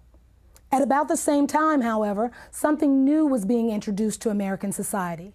It was called the birth control pill, and the eugenics movement quickly saw it as the perfect solution for controlling the population of people they had always seen as oversexed, unsophisticated, and lazy. But what they would eventually discover is that while the pill was enthusiastically embraced by whites, it was generally rejected by blacks, despite the fact that Planned Parenthood focused its marketing on the African American community and located the vast majority of its facilities in black neighborhoods. What Planned Parenthood and the rest of the eugenics movement did not count on was that many blacks did not want to reduce their numbers. In fact, they saw high birth rates as the most effective way to increase their power in the American political system. The other reality was that an increasing number of African Americans were becoming suspicious that a hidden agenda was behind the birth control revolution. Even those who once supported the idea of population control were beginning to sense that it actually meant black population control. This feeling was evident in June of 1970 when the Black Caucus walked out of the first National Congress on Optimum Population and Environment being held in Chicago. Felton Alexander of the National Urban League and the chairman of the Black Caucus said the action was taken because of clear and unmistakable evidence that the purpose of the conference was to legitimize the extermination of the black population. By this time, many other civil rights advocates were beginning to see the same thing. Contraceptives will become a form of drug warfare against the helpless in this nation. Jesse Jackson, 1971. There is a campaign to bombard the poor with pills and potions. If this movement continues, we soon may be accused of fighting poverty by eliminating the poor and overcoming hunger by removing the hungry. New York Congressman Hugh Carey, 1966. Under the cover of an alleged campaign to alleviate poverty, white supremacist Americans and their dupes are pushing an all-out drive to put rigid birth control measures into every black home. No such drive exists within the white American world. Black Unity Party, 1968. Birth control and sterilization in the wrong hands would be more deadly to Negroes than all the tanks, riot guns, cattle prods, billy clubs, and shackles we have overcome in the past. Dr. Leroy Swift, obstetrician, gynecologist, 1968. As it became clear that a growing number of African Americans were connecting the dots between birth control and black genocide, eugenics organizations began calling for the U.S. government to add birth control chemicals to the nation's food and water supply. It was even suggested that this strategy could be specifically targeted at urban neighborhoods. This idea was widely embraced in the eugenics movement and taken seriously enough by the government to be discussed at a 1969 meeting at the United Nations. Under the plan being considered, a couple could apply to the government for permission to have a child, and if approved, they would be given an antidote to the population control chemicals they had ingested in their food and water. Interestingly, the idea that government should have some sort of licensing agreement to regulate who would and would not be allowed to give birth was not a new one. In 1934, Planned Parenthood founder Margaret Sanger had proposed that the U.S. government implement a system in which women would not have the legal right to have a child without a permit from the government, and that these permits would only be good for one baby. But eventually, proposals like forced sterilization, chemicals in the food and water supply, and government control of childbearing were abandoned by most people in the eugenics movement. Despite the fact that many of them openly advocated such ideas, they would come to realize that there was really no practical way to carry them out. But for all their failures, what the eugenics movement had accomplished was to lay the foundation for the next phase of their plan. And this is where they would find the success that they had been chasing for over 100 years.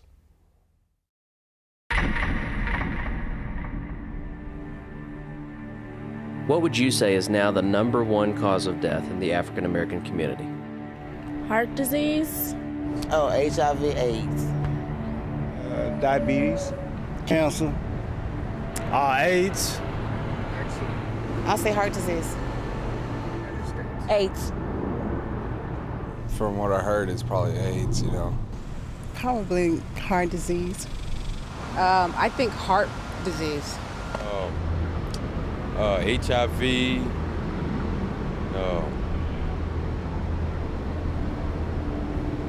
Gang violence. What if I told you the real answer was abortion?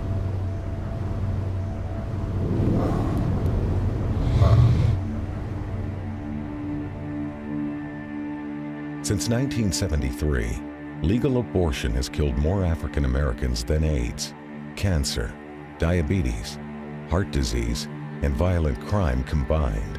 Every week, more blacks die in American abortion clinics than were killed in the entire Vietnam War. And the largest chain of abortion clinics in the United States is operated by Planned Parenthood.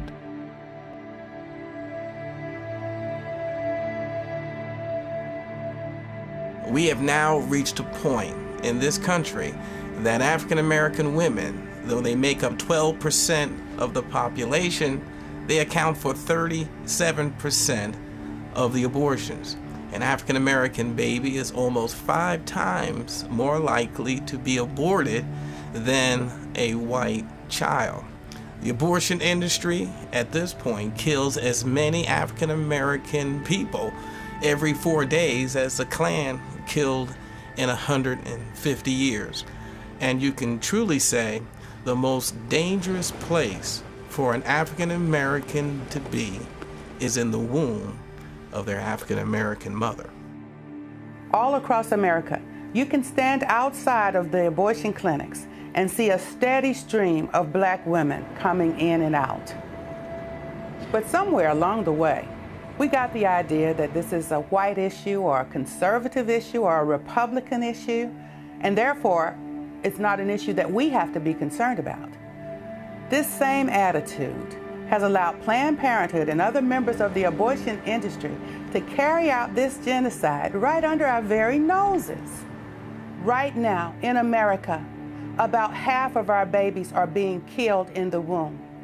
And in certain parts of America, more of our babies are being aborted than are being born. When 17,000 aborted babies were found in a dumpster outside of a pathology laboratory in Los Angeles, California, some 12 to 15,000 were observed to be black. Irma Clardy Craven, Chairman, Minneapolis Commission on Human Rights and Secretary of the Urban League. To understand what the agenda was behind the legalization of abortion, all you need to do is look at the statistics from the U.S. government. Studies from the CDC show that prior to the legalization of abortion, approximately 80% of all illegal abortions were done on white women.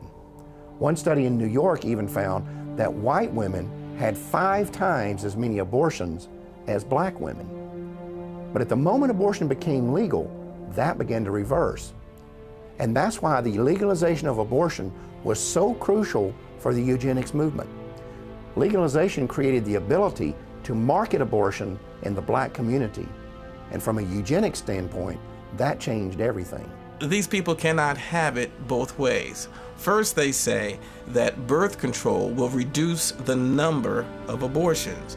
Then they flood our neighborhoods with birth control clinics. And what's the result? Our abortion rate skyrockets. So either they lied about the fact that birth control would reduce abortions in our neighborhoods, or this is the results and the purpose they wanted from the beginning. At this point, I truly have the tendency to believe the latter. In 1973, the year abortion was legalized nationwide, Dr. Christopher Tietze produced a study on abortion demographics at the request of the Population Council, a New York-based eugenics organization.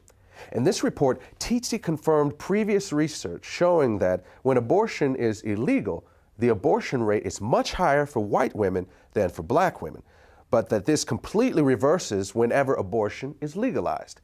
At the time he published these findings, Tietze was a consultant to both Planned Parenthood and the National Abortion Federation. Other researchers within the eugenics and abortion movements were also documenting that easy access to abortion clinics produces higher abortion rates in the surrounding area. And at least one expert discovered that having a nearby clinic is a bigger factor in the black abortion rate than it is in the white abortion rate. At the same time this data is being circulated, Planned Parenthood and the rest of the abortion lobby were in the process of locating the vast majority of their facilities in minority neighborhoods. Then in 1974, a study was released on population control that had been conducted by researchers at 3 major universities. By analyzing data obtained from Planned Parenthood's own records, they determined that the #1 factor in deciding whether a county in the United States provided free or low-cost family planning services was not poverty, but race. The researchers said their findings seemed to support the contention of many civil rights activists that such programs are less intended to assist the poor than they are to control the growth of the black population. Birth control and abortion are turning out to be the great eugenic advances of our time. Frederick Osborne, founding member of the American Eugenics Society, 1973. The best way to hate a nigger is to hate him before he is born. Leander Perez, Louisiana State Judge, 1970. 2 years after the director of Iowa Planned Parenthood had publicly attacked the state's eugenics board for not approving enough sterilizations, a bill was introduced in the Iowa legislature to legalize abortion. Despite having the support of both the state Republican Party and the state Democratic Party, as well as strong backing from the governor, the bill would be defeated almost single-handedly by the only African American in the Iowa legislature. Proponents have argued this bill is for blacks and the poor who want abortions and can't afford one. This is the phoniest and most preposterous argument of all. I represent the inner city where the majority of blacks and poor live, and I challenge anyone here to show me a waiting line of either blacks or poor whites who are wanting an abortion. Iowa State Representative June Franklin, Democrat, 1971. From the beginning, it was obvious that racism was the driving force behind the eugenics movement. While it was true that from time to time these elitist and social engineers would toss a few lower-class whites in among the feeble-minded and worthless who should be bred out of society, it was also true that they never seemed to include blacks among the best and the brightest who should be bred in. And at the same time, the country was being saturated with calls for population control and family planning. The facilities to carry them out were pouring into the black community. After all, no one was suggesting that there were too many white people in the world. And realities like those did not go unnoticed by early civil rights activists. For them, the reason birth control and abortion were being pushed was not a secret. Those whom we could not get rid of in the rice paddies of Vietnam, we now propose to exterminate if necessary, eliminate if possible, in the OB wards and gynecology clinics of our urban hospitals. Jesse Jackson, 1971. Black people are the target of birth control, not because the ruling politicians like them and care about their economic equality, but because they hate them and can no longer use them in plantations and other cheap labor conditions. Muhammad Speaks, The Black Muslim Newspaper, 1970. I believe the entire question of abortions is just one more in the continuous series of events to eliminate the black population. Father George Clemens, Jet Magazine, 1973. The abortion law hides behind the guise of helping women, when in reality it will attempt to destroy our people. Brenda Hyson, New York Chapter, Black Panther Party, July 1970. The racist tells you to take birth control pills to kill, to murder life that might have existed if you had not. They are planning mass extermination of people they consider dispensable. Van Keys, Oakland Chapter, Black Panther Party, 1969. A true revolutionary cares about the people. He cares to the point that he is willing to put his life on the line to help the masses of poor and oppressed people. He would never think of killing his unborn child. Detroit Chapter, Black Panther Party, 1970. Who the hell is getting the pill? The Mexican and the Negro. Do you want to wipe us out? Cesar Chavez, 1967. On the day after the assassination of Dr. Martin Luther King, a memorial service was held at Howard University in Washington, D.C. As mourners left the auditorium, they encountered about 600 people attending a rally outside. Several speakers were heard warning the crowd that population control was being used as a weapon of black genocide. Among the speakers who gave this warning was noted civil rights activist Stokely Carmichael. A year later, Pittsburgh police were called when 200 sticks of dynamite were discovered near a local Catholic church. An investigation revealed that the dynamite was not intended for the church, but was instead left behind by civil rights activist William Bowie Hayden.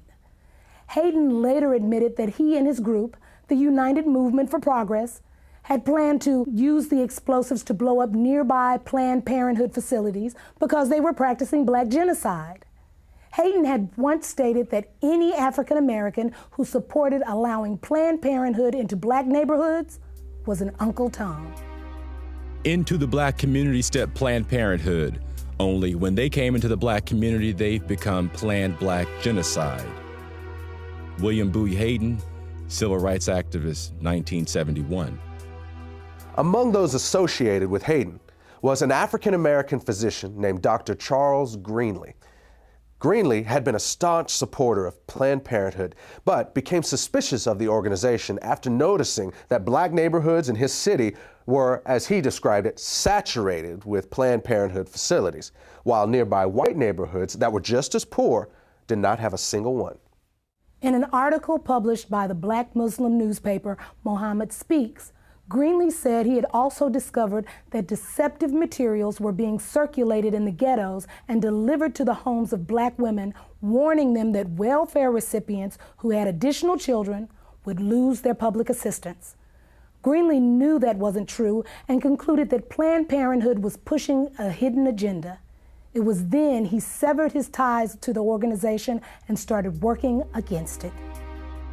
The idea is to make less niggas so they won't have to build houses for them.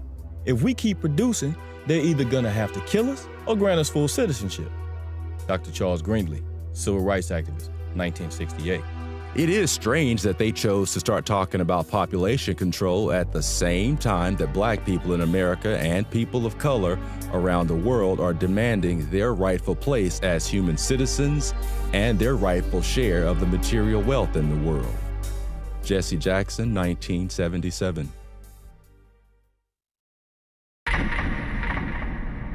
It is interesting how everyone assumes that the pro-life movement in America began in 1973 with Roe versus Wade. But we who were around during the civil rights movement and struggle of the 1960s, we know that the first anti-abortion groups were organizations like the Black Panthers, the Nation of Islam, and other community organizations. These folks were speaking out against both birth control and abortion long before the contemporary pro-life groups of today existed. But one of the problems with the civil rights movement was that there was far too many men and women who were willing to sell out the community. And a lot of powerful, influential African Americans knew that they had to be willing to turn and look the other way in order to advance their own personal political agendas. In 1972, those members of the Congressional Black Caucus, such as Charles Diggs, did not trust the abortion industry or those who were espousing population control or family health, and they were suspicious of them. But when the money began to flow, just as it was with Jesse Jackson, when he found out that indeed he could get funding and monies to run for presidents from these people, he flip-flopped in his position. Because he once said abortion is black genocide. What happens to a mind of a person in the moral fabric of a nation that can abort a baby without a pang of conscience? Where will we be 20 years from today? But when Reverend Jesse Jackson realized he needed money to run for president, all of a sudden the most important civil rights issue is a woman's right to choose. In 1975, Jesse Jackson called for the ban of abortion through a constitutional amendment. And in an interview in Jet magazine, he referred to abortion as genocide. But Jesse Jackson, on the other hand, wanted to become president. And the Democratic Party at that time had sold out completely to Planned Parenthood and the eugenics crowd. And Jesse Jackson went along to get along. And don't ever think that he was the only one. The unfortunate thing we face, whether we're talking about individuals or organization, there's never been a shortage of black leaders who are willing to sell us down the river if it's enough money and political power in it for them. I've been grappling with the fact that the NAACP is in bed with the very organization that has brought black genocide to our community.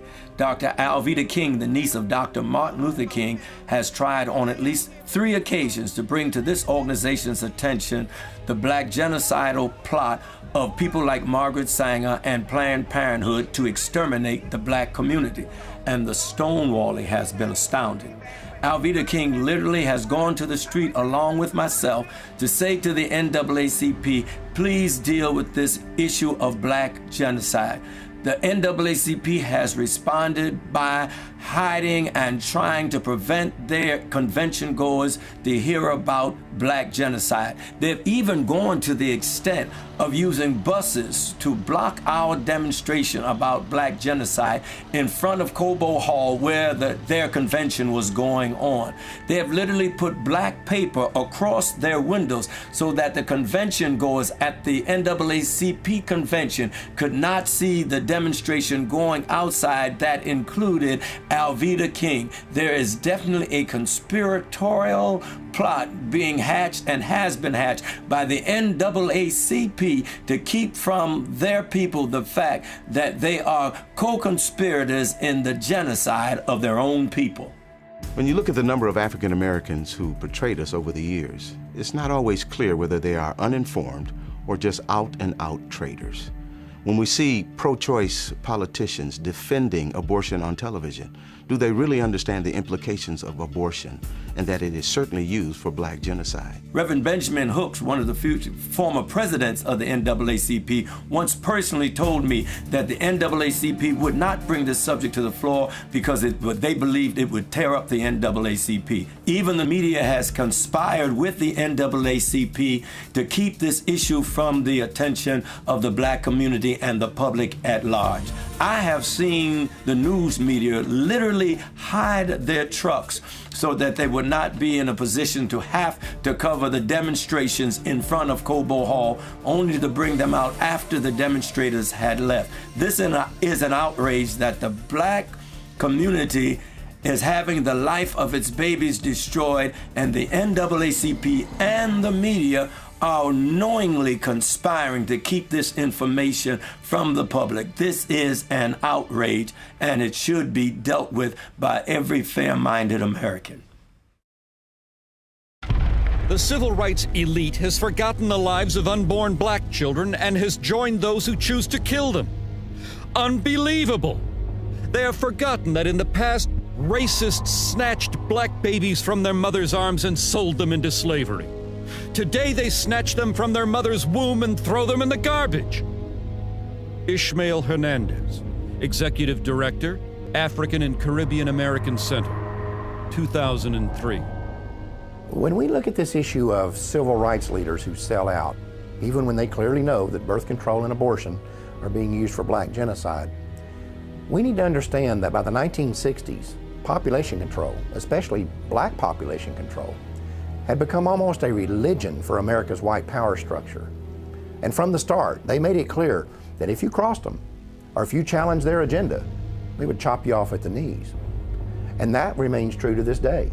Whether you're talking about the liberal social engineers who control the Democratic Party, or the wealthy elitists who control the Republican Party, or the media, or the academic community, these people have created a kind of family planning cartel that does not tolerate dissent. And they have always been especially ruthless about this when it comes to African Americans. A perfect example of this was seen in the case of Samuel Yet. Mr. Yet was an award-winning journalist who had earned a master's degree from Indiana University, was a U.S. Air Force veteran of the Korean War, and served as special assistant for civil rights to the director of the U.S. Office of Economic Opportunity. He was also a professor of journalism at Howard University and a columnist for several magazines and newspapers. In 1968, Yet had become the first African-American reporter hired by Newsweek magazine, and he quickly became their Washington, D.C. bureau correspondent.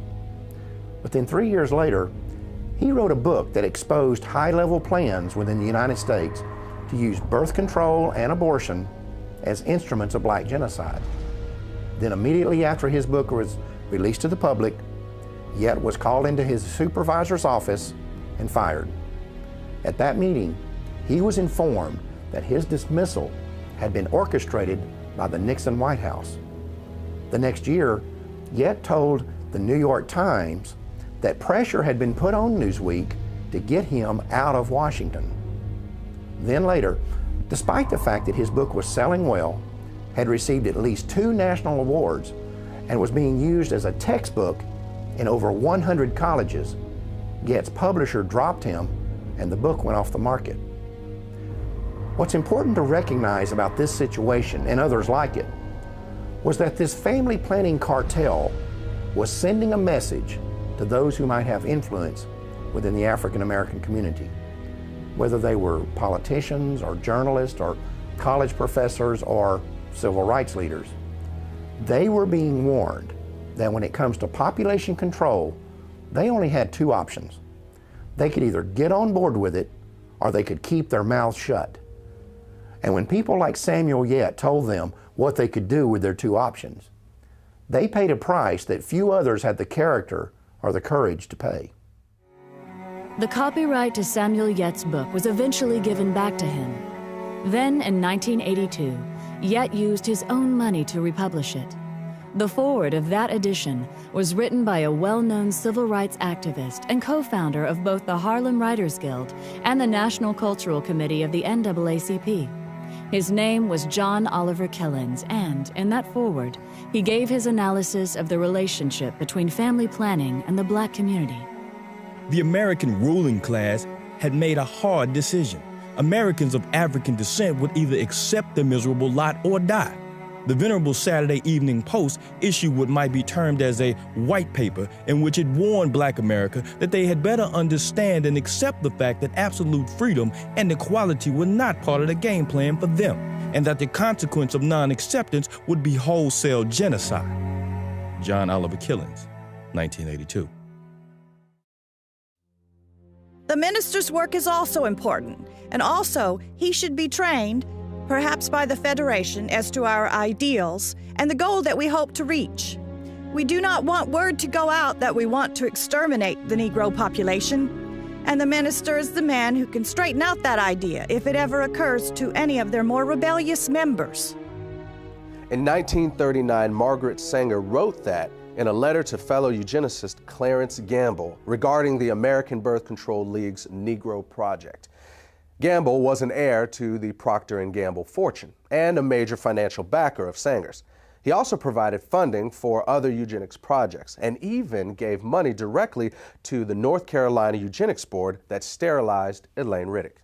In fact, in 1947, he called for the expansion of that state's sterilization program, saying that for every feeble-minded person sterilized, 40 more were polluting and degrading the bloodlines of future generations with their defective genes.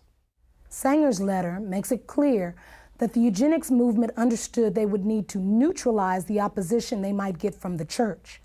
They also knew that this would be especially crucial within the African American community.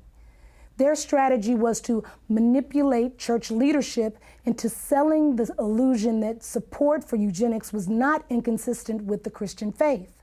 To do this, they would often recruit pastors to be frontmen for eugenics policies and provide them with prepackaged sermons on eugenics. They also held contests in which awards would be given to the ministers who came up with the best pro-eugenics sermons on their own. This approach proved so effective that an almost identical strategy would be adopted by the American abortion lobby. In January of 1973, the Supreme Court legalized abortion on demand throughout the United States, and almost immediately, the Religious Coalition for Abortion Rights was formed. Less than a year earlier, the following conversation had taken place in the Oval Office of the White House. It began on the 30th of March, 1972, and continued 4 days later on the 3rd of April. This is an actual recording of that conversation. The speakers are the President of the United States, Republican Richard Nixon, and members of his senior staff.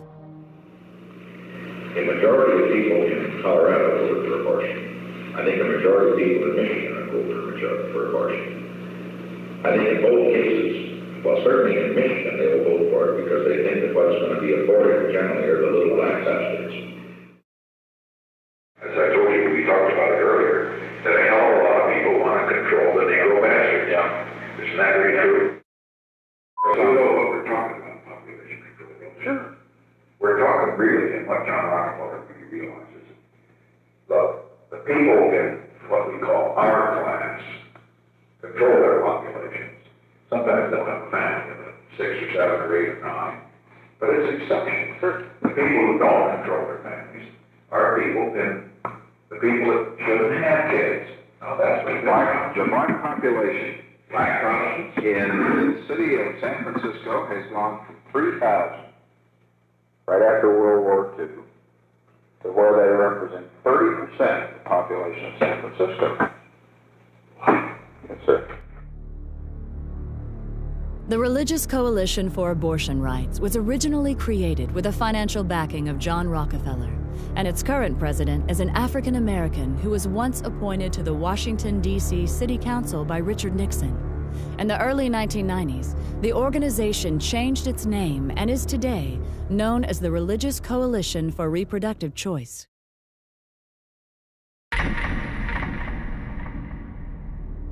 In 1969, a meeting of the United Nations Educational, Scientific, and Cultural Organization, also known as UNESCO, proposed that an American Population Commission be created with a, quote, large budget for propaganda, unquote. 4 months later, Republican President Richard Nixon signed legislation establishing the Commission on Population Growth and the American Future.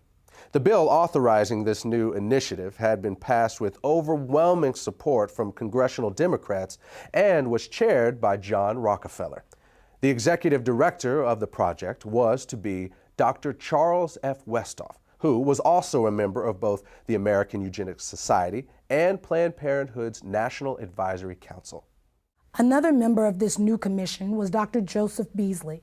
In the 1960s, Beasley oversaw an aggressive eugenics program that concentrated on black neighborhoods in New Orleans with the stated intention of lowering welfare costs. This project would eventually be described by Planned Parenthood President Alan Guttmacher as the #1 success story in the history of American birth control movement. It also led to Beasley being elected chairman of the board of Planned Parenthood in 1970. Then in 1975, Beasley was sent to federal prison for conspiring to defraud the U.S. government of $778,000 that had been allocated for the project. In court, a local black civil rights activist named Sherman Copeland testified that he took payoffs from Beasley for helping him to convince residents of the targeted neighborhoods that birth control was not black genocide. In 1969, William H. Draper was appointed to represent the United States on the United Nations Population Commission. Draper had once proposed that government-sponsored population control efforts among the poor be accelerated in order to deal with racial unrest and to cure what he called the ghetto problem. Draper was on the governing body of Planned Parenthood and had personally raised more than $4 million for the organization. That same year, a New York Times article about Planned Parenthood said the organization's board of directors was dominated by people who were both white and wealthy. The article went on to quote one of those board members as saying, "What it all comes down to is that we want the poor to stop breeding while we retain our freedom to have large families. It's strictly a class point of view." There's ample evidence that government programs designed for poor black folks emphasize birth control and abortion availability, both measures obviously designed to limit black population. Comedian Dick Gregory, Ebony Magazine, 1971. It takes little imagination to see that the unborn black baby is the real object of many abortionists. Irma Clardy Craven, Chairman, Minneapolis Commission on Human Rights and Secretary of the Urban League. It was not until the mid-60s that blacks began to realize that what was called urban renewal was in fact what one black city planner labeled Negro removal. Roy Ennis, National Director, the Congress of Racial Equality, Ebony Magazine, 1974. To a large and growing number of 1960s civil rights activists, it became obvious that family planning was just a code word for abortion and birth control, and that it was being pushed by the government as a way to avoid putting money into the black community. This conclusion was reinforced by statements like those of Democratic President Lyndon B. Johnson, who in June of 1965 stated that every $5 the government spent on population control was worth more than $100 invested in economic growth. Then, at the urging of Republican Congressman George Bush, Johnson became the first U.S. president to endorse federal funding for birth control. In 1966, he would also accept Planned Parenthood's highest award for his policies, pushing family planning on foreign countries. It was at about this same time that political leaders from both parties began to increase their demands that aid to the poor, whether abroad or within the United States, be tied to birth control. In 1965, former Republican President Dwight Eisenhower complained that the United States was spending money to slow the population growth of responsible families, while at the same time providing financial incentives for ignorant, feeble-minded, and lazy people to have more babies. He said that history would rightly condemn the United States if we didn't link welfare to family planning. At that time, Eisenhower was the co-chairman of a Planned Parenthood fundraising campaign, along with former Democratic President Harry S. Truman. John Ehrlichman, who was an assistant to President Richard Nixon, wrote that Nixon once told him that African Americans could not really benefit from federal programs because they are genetically inferior to whites. Later, Nixon would label birth control a national priority and sign legislation to make it available as a service of the U.S. government. Then, in March of 1972, the Commission on Population Growth and the American Future, which Nixon had created 3 years earlier with the help of congressional Democrats, began calling for the nationwide legalization of abortion. The concept that abortion and birth control could be used to save the government money was well established by this point in history.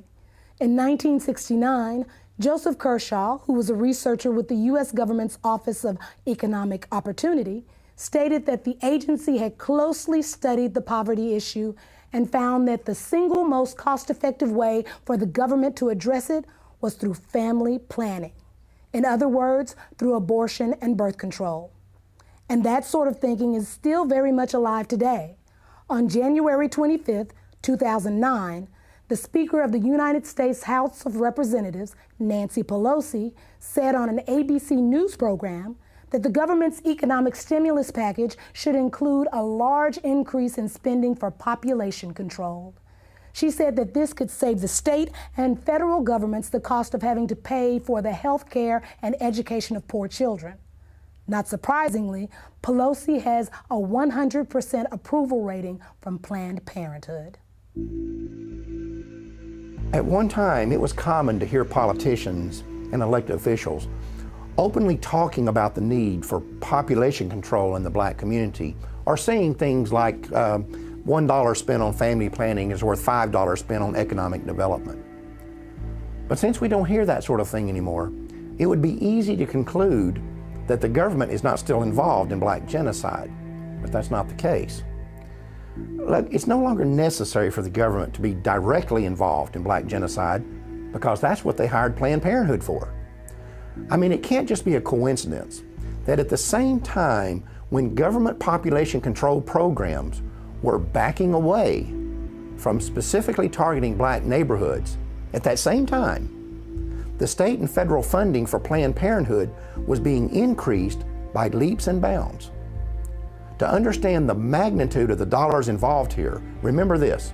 By 1970, Planned Parenthood was already the 19th largest health-related fundraising organization in the country. But by year 2000, it had moved into third place behind only the American Heart Association and the American Cancer Society. And a major factor in that phenomenal growth was government funding. Basically, what's happened over the last 40 years or so is that Planned Parenthood has taken billions in government money while locating the vast majority of its facilities in minority neighborhoods. And that has not only been a tremendous boost for the eugenics movement, but it has also allowed government-funded family planning programs to target the black population while insulating the government from any direct connection to black genocide. One of the places where government money has been used to advance the eugenics agenda has been in the public school system. Although government-funded population control programs can be found in white schools, the evidence is that they are significantly more likely to be targeted at black schools. One example of this was seen in 1986, when it was discovered that Illinois public schools were not only distributing birth control to children, but that every one of the 50 facilities involved were in minority neighborhoods. When this information was made public, a local African-American pastor organized a campaign to stop the program. Reverend Hiram Crawford labeled the project genocide, saying that the obvious goal was to go after the Hispanic and black population. That same pattern was also found in Maryland in the 1990s.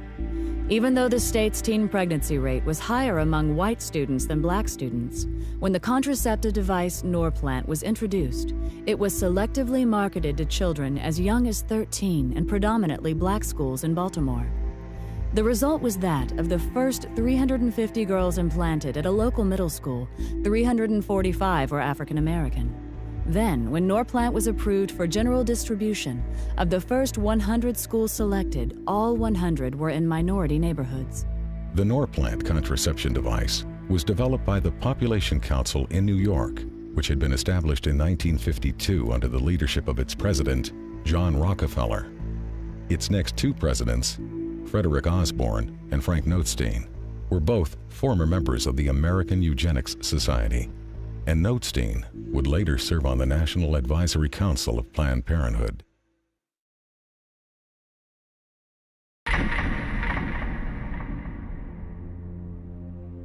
If you're going to curb population, it's extremely important not to have it done by the damn Yankees, but by the UN. Because the thing is, then it's not considered genocide. If the United States goes to the black man or the yellow man and says, slow down your reproductive rate, we're immediately suspected of having ulterior motives to keep the white man dominant in the world. If you can send in a colorful UN force, you've got much better leverage. Alan Guttmacher, president of Planned Parenthood and former vice president of the American Eugenics Society, 1970. 4 years after Guttmacher made that statement, America's National Security Council issued a report that was intended to define the United States government's official policy on controlling world population. It was called the National Security Study Memorandum 200, or NSSM 200, and it was formulated in cooperation with the United States Agency for International Development, the U.S. State Department, the Department of Defense, and the Central Intelligence Agency. One of its goals was to establish a strategy for reducing the populations of third world countries so that the United States could have increased access to their natural resources, particularly minerals and metals. Among the conclusions of NSSM 200 was that no country has reduced its population growth without resorting to abortion. The authors of the report then identified 3 non-governmental agencies that would be funded to carry out the government's population control agenda in the targeted countries. One of those agencies was Planned Parenthood. One of the tactics specified in NSSM 200 was that we might withhold food aid after a disaster if the countries do not accept the American idea of birth control, and this has happened many times all over the world. One example is the Southern American country of Guyana, which was hit by a hurricane back in 1997. Now, they had turned down abortion and birth control for 12 years straight, but after the hurricane hit Guyana in 1997, the World Bank said, we will not give you any aid unless you legalize abortion and birth control, and that's exactly what they did. I've seen this several times in Africa, where droughts have hit, and the United Nations and USAID will not assist unless they accept birth control. I've been all through Africa myself, and I've seen medical clinics that are full of birth control devices, but no safe motherhood delivery kits. There's no anesthesia, there's not even any bandages there. There's crates and crates of birth control pills and condoms. Now, while our commitment to birth control is going up every year, our commitment to authentic economic development is dropping. So we see less clean drinking water funding, less school funding, see less medical clinic funding. Another example is Haiti. Haiti has been hit by hurricanes several times, and the United States and other countries are saturated with birth control. In Haiti now, any woman, 90% of women at least, can now get access to any kind of birth control they want to, government funded, but less than 20% of the Haitians have access to clean drinking water. Now try to imagine there being a natural catastrophe in a country like Canada or Australia or France or England. And we go in there and we say to them, we're not going to offer you any kind of aid unless you accept our philosophy on birth control and population control. That will be outrageous. But that's our standard operating procedure when we go to a black country after a catastrophe of some kind. You cannot believe that we are going to treat people in a foreign country like this and not treat our own population of African Americans the same way. Consider what happened after Hurricane Katrina. One of the first things we did was bring in birth control and contraception. And as we all know, the hurricane disproportionately affected black families in that area. And I seriously doubt if the same kind of disaster hit a middle-class white area, the first response would be condoms and birth control.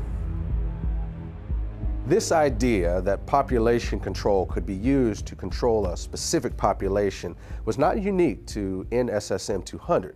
For example, before the Nazis took power in Germany, abortion had been illegal except to save the life of the mother. But under Hitler, the Hamburg Eugenics Court ruled that it would still be illegal for Aryan women, but legal for women of what they called inferior racial stock. According to the court, encouraging eugenic abortions would promote racial hygiene and protect the health of the German people. This new policy eventually led to certain women being threatened with execution if they refused to abort what the Nazis called racially worthless babies. At about the same time this was going on in Germany, the government of Bermuda was blanketing the island with population control facilities and openly stating that their intent was to limit the numbers of blacks. Then in 1958, blacks in the Caribbean rebelled against a Planned Parenthood-led birth control campaign that was exclusively targeted at non-white residents, while at the same time, prosperous white residents were being encouraged to multiply. Following a similar pattern, a 1965 article in the Pittsburgh Courier newspaper reported that under apartheid, the white South African government was relying on targeted birth control as its primary weapon to reduce the number of blacks in the country.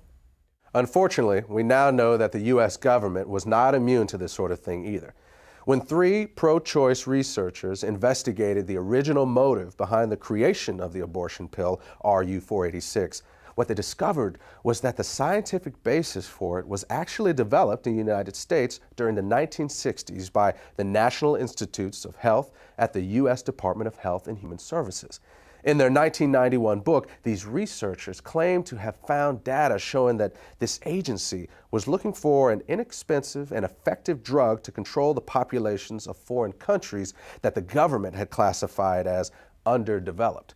The abortion pill was to be tested in these environments, and if successful, the plan called for it to then be introduced into Black, Hispanic, and Native American communities in the United States. In 1977, only 3 years after NSSM 200 was issued, the director of the United States Office of Population, Dr. Reimert T. Ravenholt, publicly stated that it was the U.S. government's intention to sterilize 1/4 of the world's female population. According to Ravenholt, one of the driving forces behind this campaign was the need to protect American financial and commercial interests. Ravenholt said that some foreign governments were refusing to give the United States permission to come into their country and control their population. He said that, in those cases, the plan was to be carried out by 2 private organizations with an enormous amount of financial support from the American government. When asked by a St. Louis newspaper to name the 2 organizations, he said that they were the United Nations Fund for Population Activities and Planned Parenthood. Among government officials who supported the Ravenholt philosophy of using American intervention to control the populations of foreign countries, perhaps the most powerful were Republican President Gerald Ford, Vice President Nelson Rockefeller, and Secretary of State Henry Kissinger. In the mid-1970s, while serving as foreign policy advisor to the Ford-Rockefeller administration, Kissinger personally helped Planned Parenthood set up an abortion counseling program for Vietnam refugees who were being housed at Camp Pendleton Marine Corps Base in California. This was done despite the fact that the vast majority of these refugees were known to be strongly opposed to abortion, and not one of them had ever requested abortion counseling.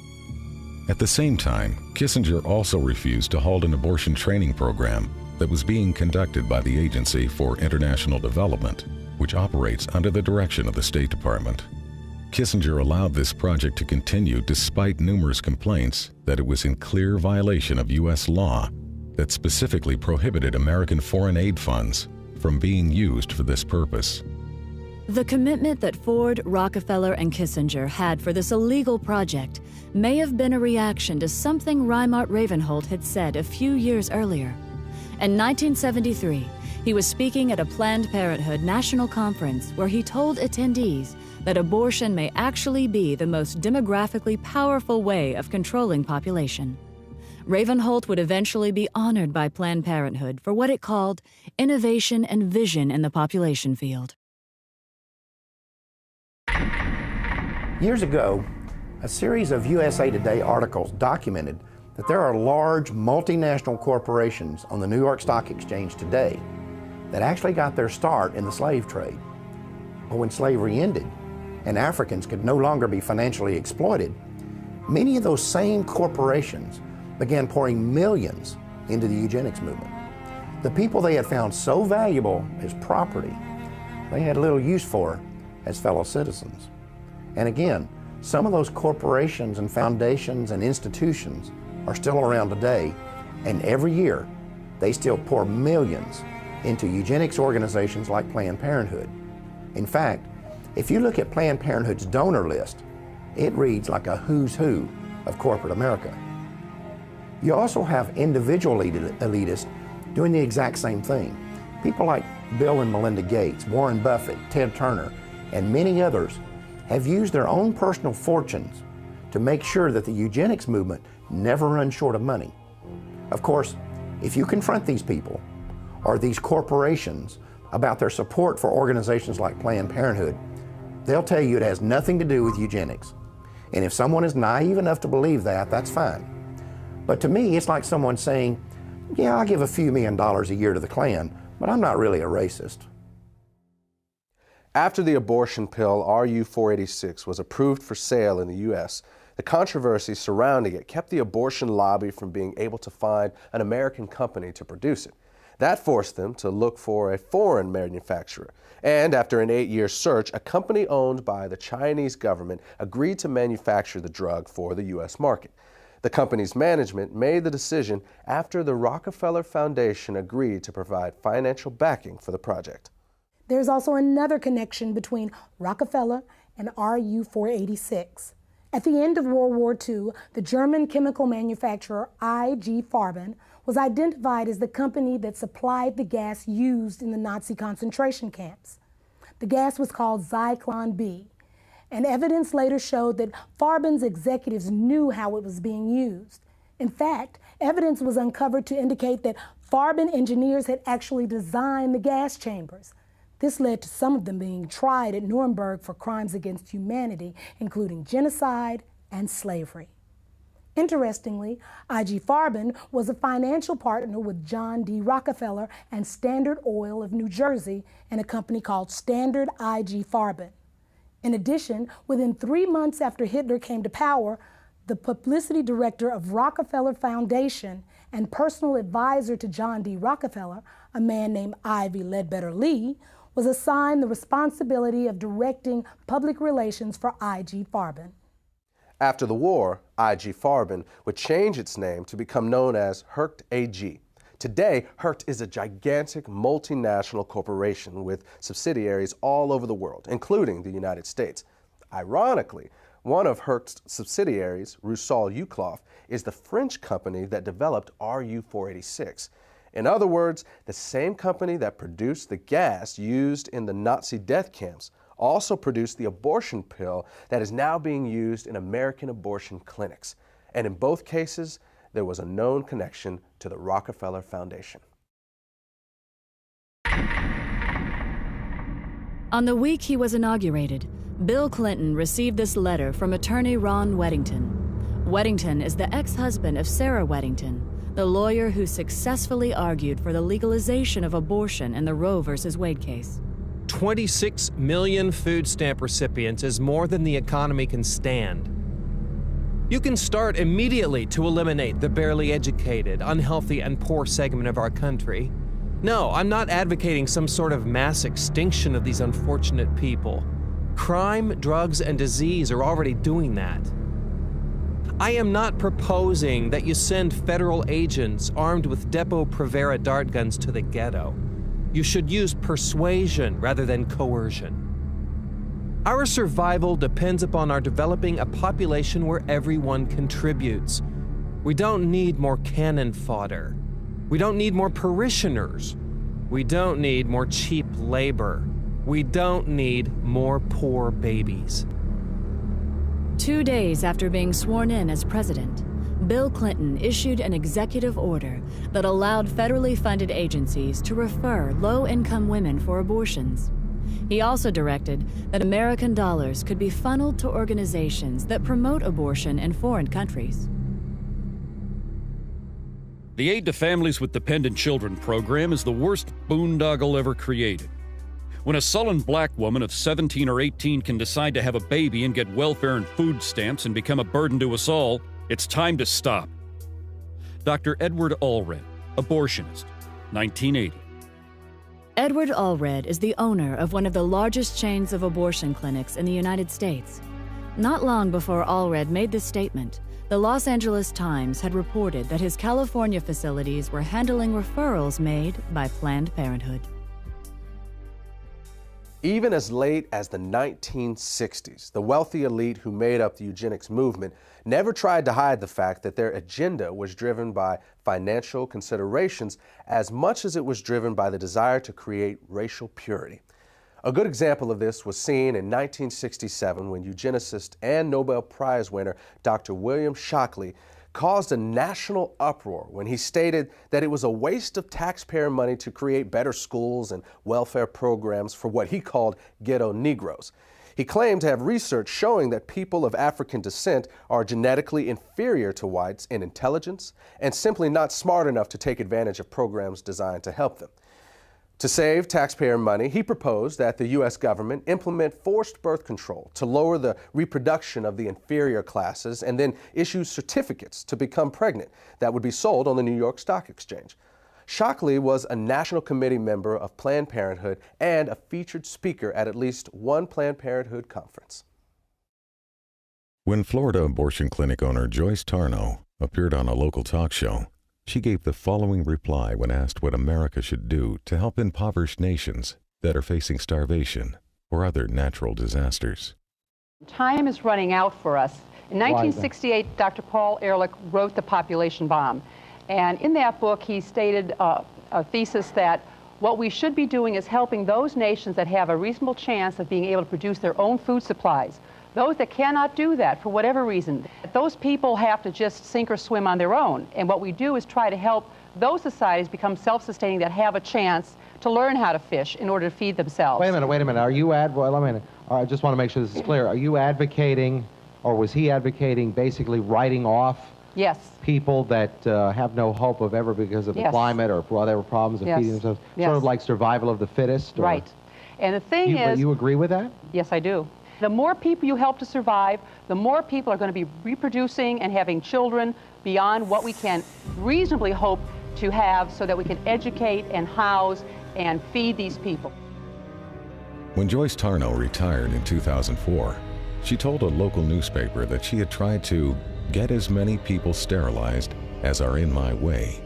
She also restated her views on foreign aid, saying that the United States should help those countries that can prosper, but let the others wither on the vine. Citing Haiti as an example, Tarnow said that the Haitian people should be made to stew in their own juices because they had destroyed their environment. In order to really understand the role money plays in the eugenics movement, it is important to keep in mind that its original mission was not to make a profit, but to eliminate a group of people that the elite saw as a financial burden because of things like welfare, crime, taxes, and so forth. And when you look at the wealthy individuals and corporations that fund the modern eugenics movement, you see that this has not really changed. You also see that these people are willing to pay out big money to those who can carry out their agenda. And when Planned Parenthood figured this out, they volunteered for the job. The result is that money has been poured into this organization to the point that Planned Parenthood is now a $1 billion multinational corporation that operates the largest chain of abortion clinics and birth control facilities in America. While much of Planned Parenthood's financial success has been because of donations from these wealthy individuals and large corporations, it has also raked in billions from you and me. In 2006 alone, despite having made over $60 million in profit, Planned Parenthood received about $350 million from the U.S. government. And in 2009, Planned Parenthood will receive approximately $1 million every single day from the American taxpayer. That's $1 million every 24 hours. That comes directly out of your paycheck and mine. Now, what you may find interesting is how your money is being spent. To give you just one example, we're going to show you part of a website that Planned Parenthood launched in 2008 called TakeCareDownThere.com. The clip is titled, "I Didn't Spew," and I warn you, many of you are going to find it highly offensive, and you're going to find it especially inappropriate for children, despite the fact that is exactly who Planned Parenthood created it for. As you watch this piece, remember, you helped pay for it.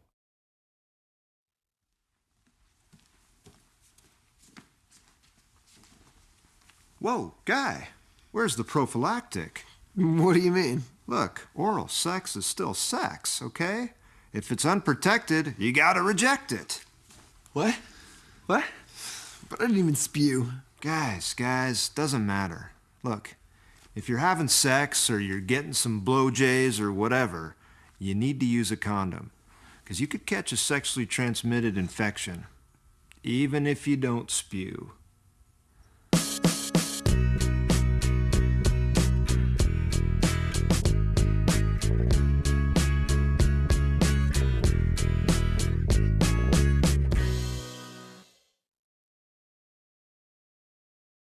Now, does this clip say anything about how Planned Parenthood sees African Americans? You'll have to judge that for yourself. But there's no doubt that if this same video had been made by a bunch of white supremacists or the Ku Klux Klan or some neo-Nazi group, we would all understand the symbolic message behind it. In 2007, Live Action Films of California conducted an undercover investigation of Planned Parenthood offices in several states. Under the direction of the organization's president, Lila Rose, the goal of the project was to determine whether Planned Parenthood officials would accept financial donations on the condition that the money would only be used to eliminate African Americans. The following clips are from the actual recordings of those conversations. When I underwrite abortion, does that apply to minorities too? If you specifically want it to underwrite an abortion for a minority person, you can target it that way. You can specify that that's how you want it spent. Okay, yeah, because there's definitely way too many black people in Ohio, so I'm just trying to do my part. Okay, whatever. Well, blacks especially need abortions too, so that's what I'm trying to do. Well, for whatever reason, we'll accept the money. So the abortion could be, you know, I could give money specifically for a black baby. That'd be the purpose. Yeah, absolutely. If you wanted to designate that you wanted your gift to be used to help an African American woman in need, then we would certainly make sure that that gift was earmarked specifically for that purpose. Great, because I really face trouble with affirmative action, and I don't want my kids being disadvantaged, you know, against black kids. I just had a baby. I want to put it in his name, you know. You know, so that's definitely possible. Oh, always. So would it be possible for me to donate that money specifically for these minority groups so that they could have access to abortions? Yes, it would be. Wonderful. And could I specify that abortion be done, or those abortions be done for a particular minority group, or how does that work? If you wish, you can. Okay. So for example, the black community in Tulsa, because I have connections with that, would it be possible to give the money specifically for that? You sure can. Wonderful. Great. So can I give you my credit card number? Yes. Wonderful.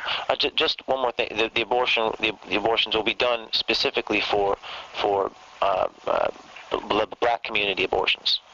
I will mark it in such a way that definitely it will. Oh, great. On a black baby. Yes. Thank you. Great. The exact amount we charge right now is $450 for an abortion. Okay, $450. And we can definitely designate it for an African American. Wonderful. Yeah. Okay, and if I want to make to fund, because you know this is a if I wanted to help fund multiple abortions, could you also specify that this could be done for a specific group?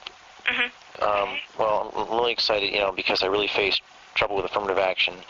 I don't want my kids to be disadvantaged, you know, against blacks in college, and the less blacks out there, the better. So. Yeah, it's a strange time for sure. Yeah. So, okay. Well, thank you very much, Jeremy. And if you have any questions, please feel free to give me a call. My extension is 304.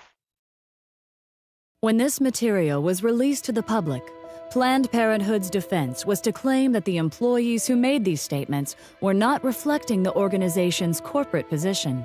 But in 1986, Planned Parenthood's national president, Faye Wattleton, made the following statement during an interview on CNN. As a matter of fact, Mr. Dorn, and if I may finish, we have received contributions from people who want to support us because they want all welfare mothers and all black women to stop having children. What Ms. Wattleton was conceding in this CNN interview and what Live Action Films found in their undercover investigation was acknowledged years before by a previous Planned Parenthood president. During a speech in Philadelphia in January 1966, Planned Parenthood President Alan Guttmacher stated that some of his colleagues appeared to have racial motives for their involvement with the organization. Not surprisingly, one of Guttmacher's acquaintances later warned him that in the future, he should not be making comments like that in public. The person who gave that warning obviously understood that Planned Parenthood's racial agendas and attitudes are best kept out of the public. And that has been a philosophy that Planned Parenthood has embraced for many years. This idea that man could reinvent the world through eugenics was an elitist philosophy espoused by those who considered themselves to be not only financially superior, but intellectually superior to everyone else. And Planned Parenthood became the golden child of these people because Planned Parenthood is the one who figured out how to make eugenics work. They figured out that the key to racial genocide is not in killing people, but in convincing the target group to commit mass suicide. This is what birth control, and especially abortion, are all about. And the reason Planned Parenthood has been so successful is because, unlike other eugenics organizations, they have always been able to keep their agenda hidden from the public. In fact, sometimes they are even able to hide it from their own people.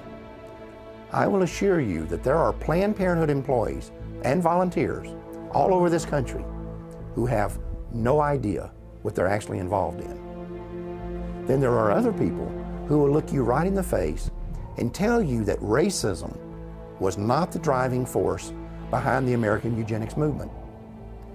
And I think you'd have to be a complete idiot to believe that.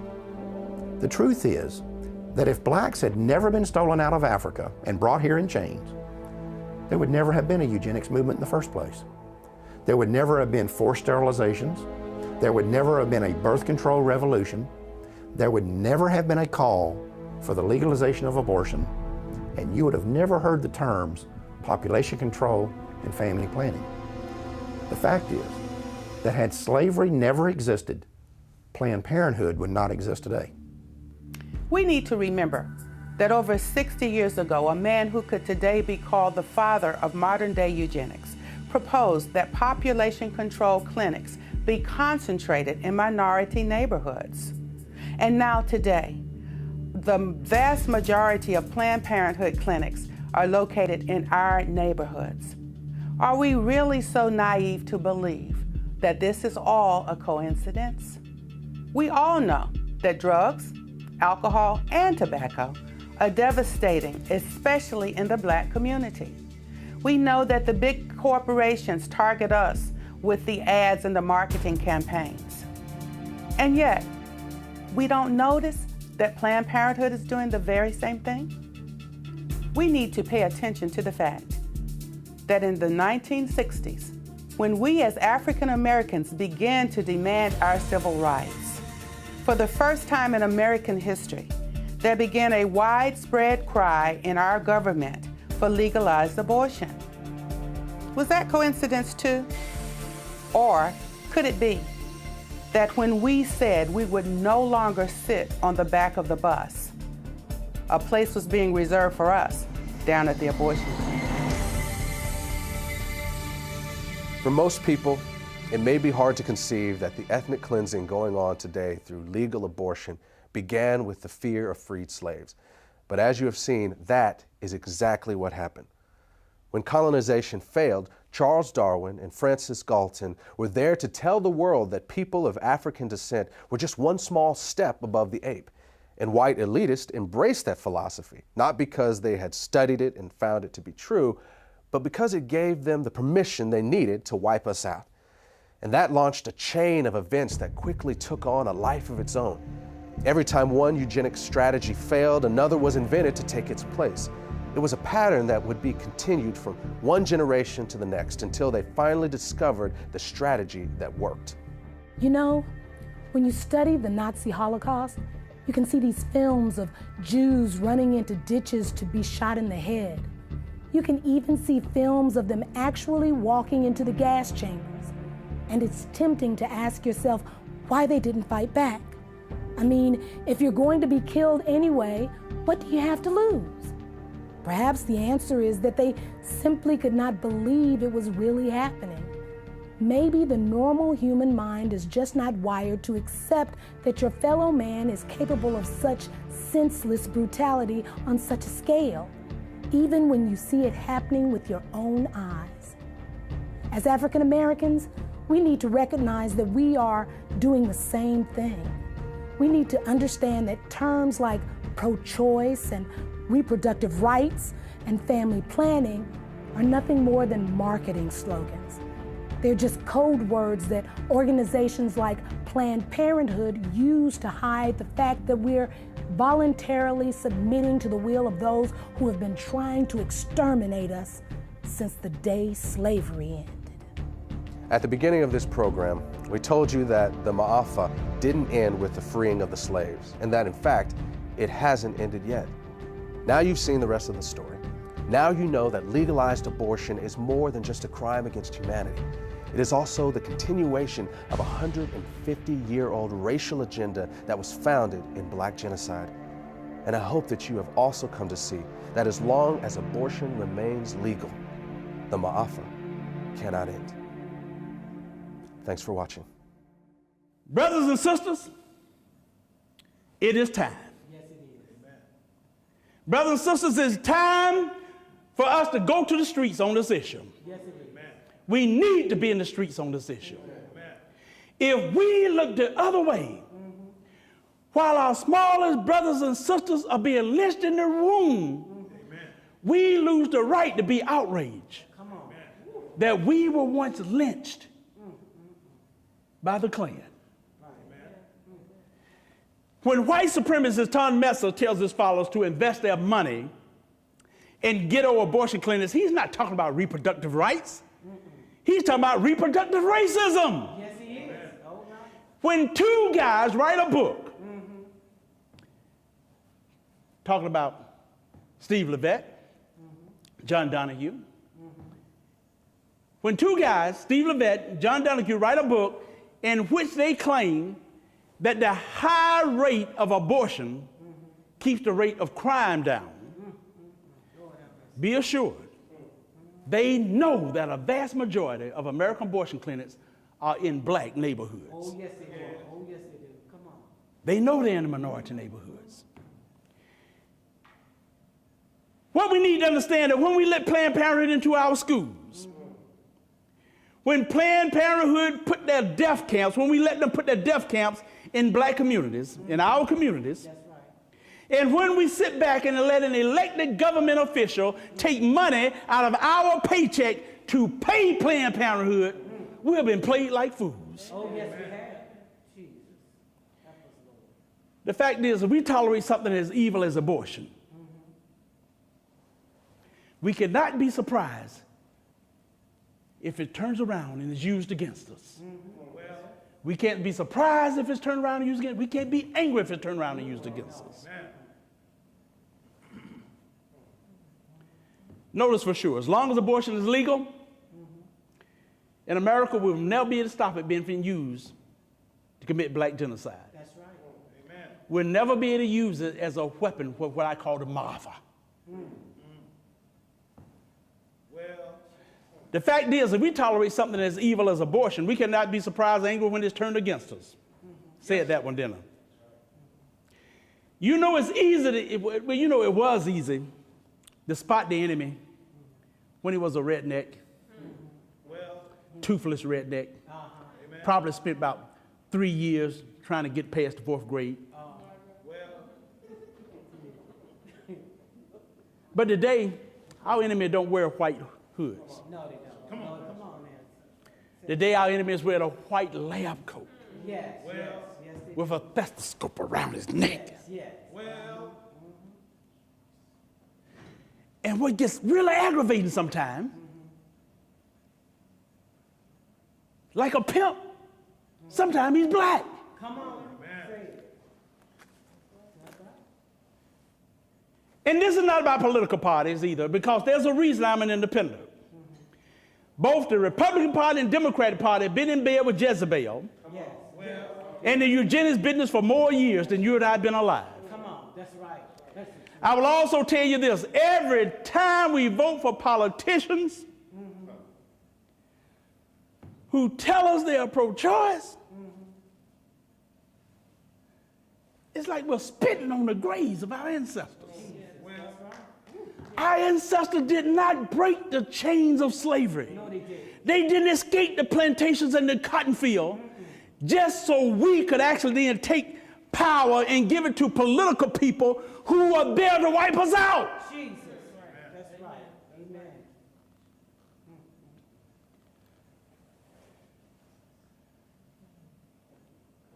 We need to remember why there were civil rights groups that fought against abortion in the 60s.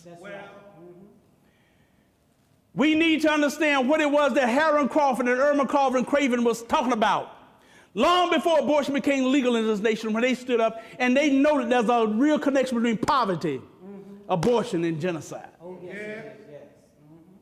They understood it. Oh, yes, they did. Amen. Folks,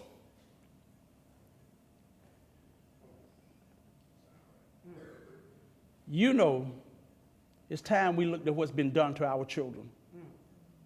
Come on now, Pastor. I had the privilege of meeting Mamie Till in Chicago years ago. Yes. She complimented us on what we were doing. Yes. And my heart was really moved sitting next to her and having this lady look me in the eye and tell me that. Because you remember Emmett Till, and we have to remember what happened. Yes, when he was beaten and bludgeoned so bad that most of the time people say, whoa, there's got to be a closed casket. His mother decided, no, no, no. She demanded an open casket because she wanted the world to see what they had done to her baby. That's right. Amen. That's right. And it's time we now look and not look away and look what has been done to our children in the womb. Yes, yes, yes. It's womb lynching. Yes, it is. Yes, it is. Yes, it is. Come on now. Now, the point is not that killing a black child is worse than killing a white child. No. It's not. Regardless of the victim's skin color, That's right. eye color, That's right. or hair color, Come on now. legalized abortion is a crime against all humanity. Amen. Amen. That's Every right. one of us. But it's also, it's like a loaded gun aimed right between our eyes. Jesus. Well. And every time we walk into a voting booth, Oh yeah. Come on. and we help elected politician who says he pro-choice, by pulling that lever, every time we pull that lever for a pro-choice, we pull the trigger on that loaded gun. Jesus. Come on now. You say so. And a child dies. Oh Lord. Amen. Yes. It's all right. Come on now. That's true regardless of what party they're in. That's right. Amen. It's true regardless of what office they're running for. That's right. Amen. You and I know there's a lot of pro-choice politicians. They will concede. They'll say, oh, well, yes, we know that abortion is the taking of a human life. They'll admit that. And then they turn around right around and say, but it should be legal. Yes. Well. And I have to wonder, why? No, in fact, I don't have to remember why. I just wonder how many Come on. How many? of these politicians who know that abortion is mass murder tolerate it because they think the right people are being murdered. Well. Jesus. Now, I don't know the answer to that question. But I do know this. I know that if the Klan, with or without their hoods, Come on. were to open up a whole chain of abortion clinics, and they were to concentrate them in the black communities, we would be smart enough to know what's going down. Yes. Amen. Yes. Amen. Amen. But I'm telling y'all something, brothers and sisters. We should be smart enough to know what's going down now when Planned Parenthood and these other abortion businesses do the same thing. Do the exact same thing. That's right. The time has come for us to wake up. Yes. The time has come for us to realize that we, our people, are no longer being illegally lynched one or two at a time at the end of a dirt road. It's time for us to realize that our people are being womb lynched. Yes. Yes. Yes. It is time to realize they are being legally ripped to shreds by millions in air-conditioned rooms with sweet, soft elevator music playing in the background. It is time for us to realize that we are in a war. We're in a war that if we don't become involved and we try to look the other way, it's going to wipe us out. It's called black genocide. It's time that we realize we have found the weapon of mass destruction, and the weapon of mass destruction is the suction machine in Planned Parenthood. That's right. Amen. That's right. Amen. Knowing what we know now, Yes. we can no longer look the other way. To end this mouth in the 21st century, we as a people will have to do something. To do nothing is not an option.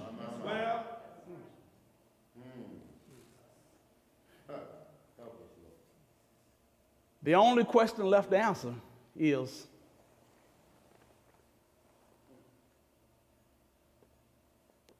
what are we going to do about it?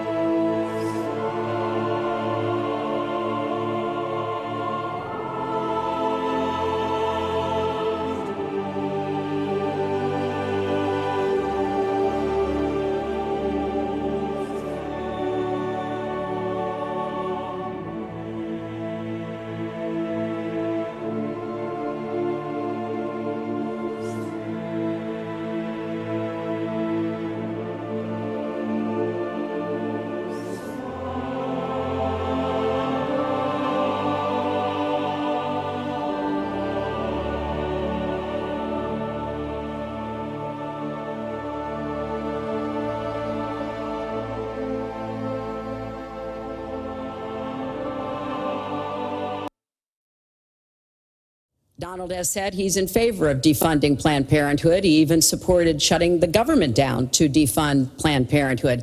I will defend Planned Parenthood. I will defend Roe v. Wade, and I will defend women's rights to make their own health care decisions. And we have come too far to have that turn back now. And indeed, he said women should be punished, that there should be some form of punishment for women who obtain abortions. And I could just not be more opposed to that kind of thinking.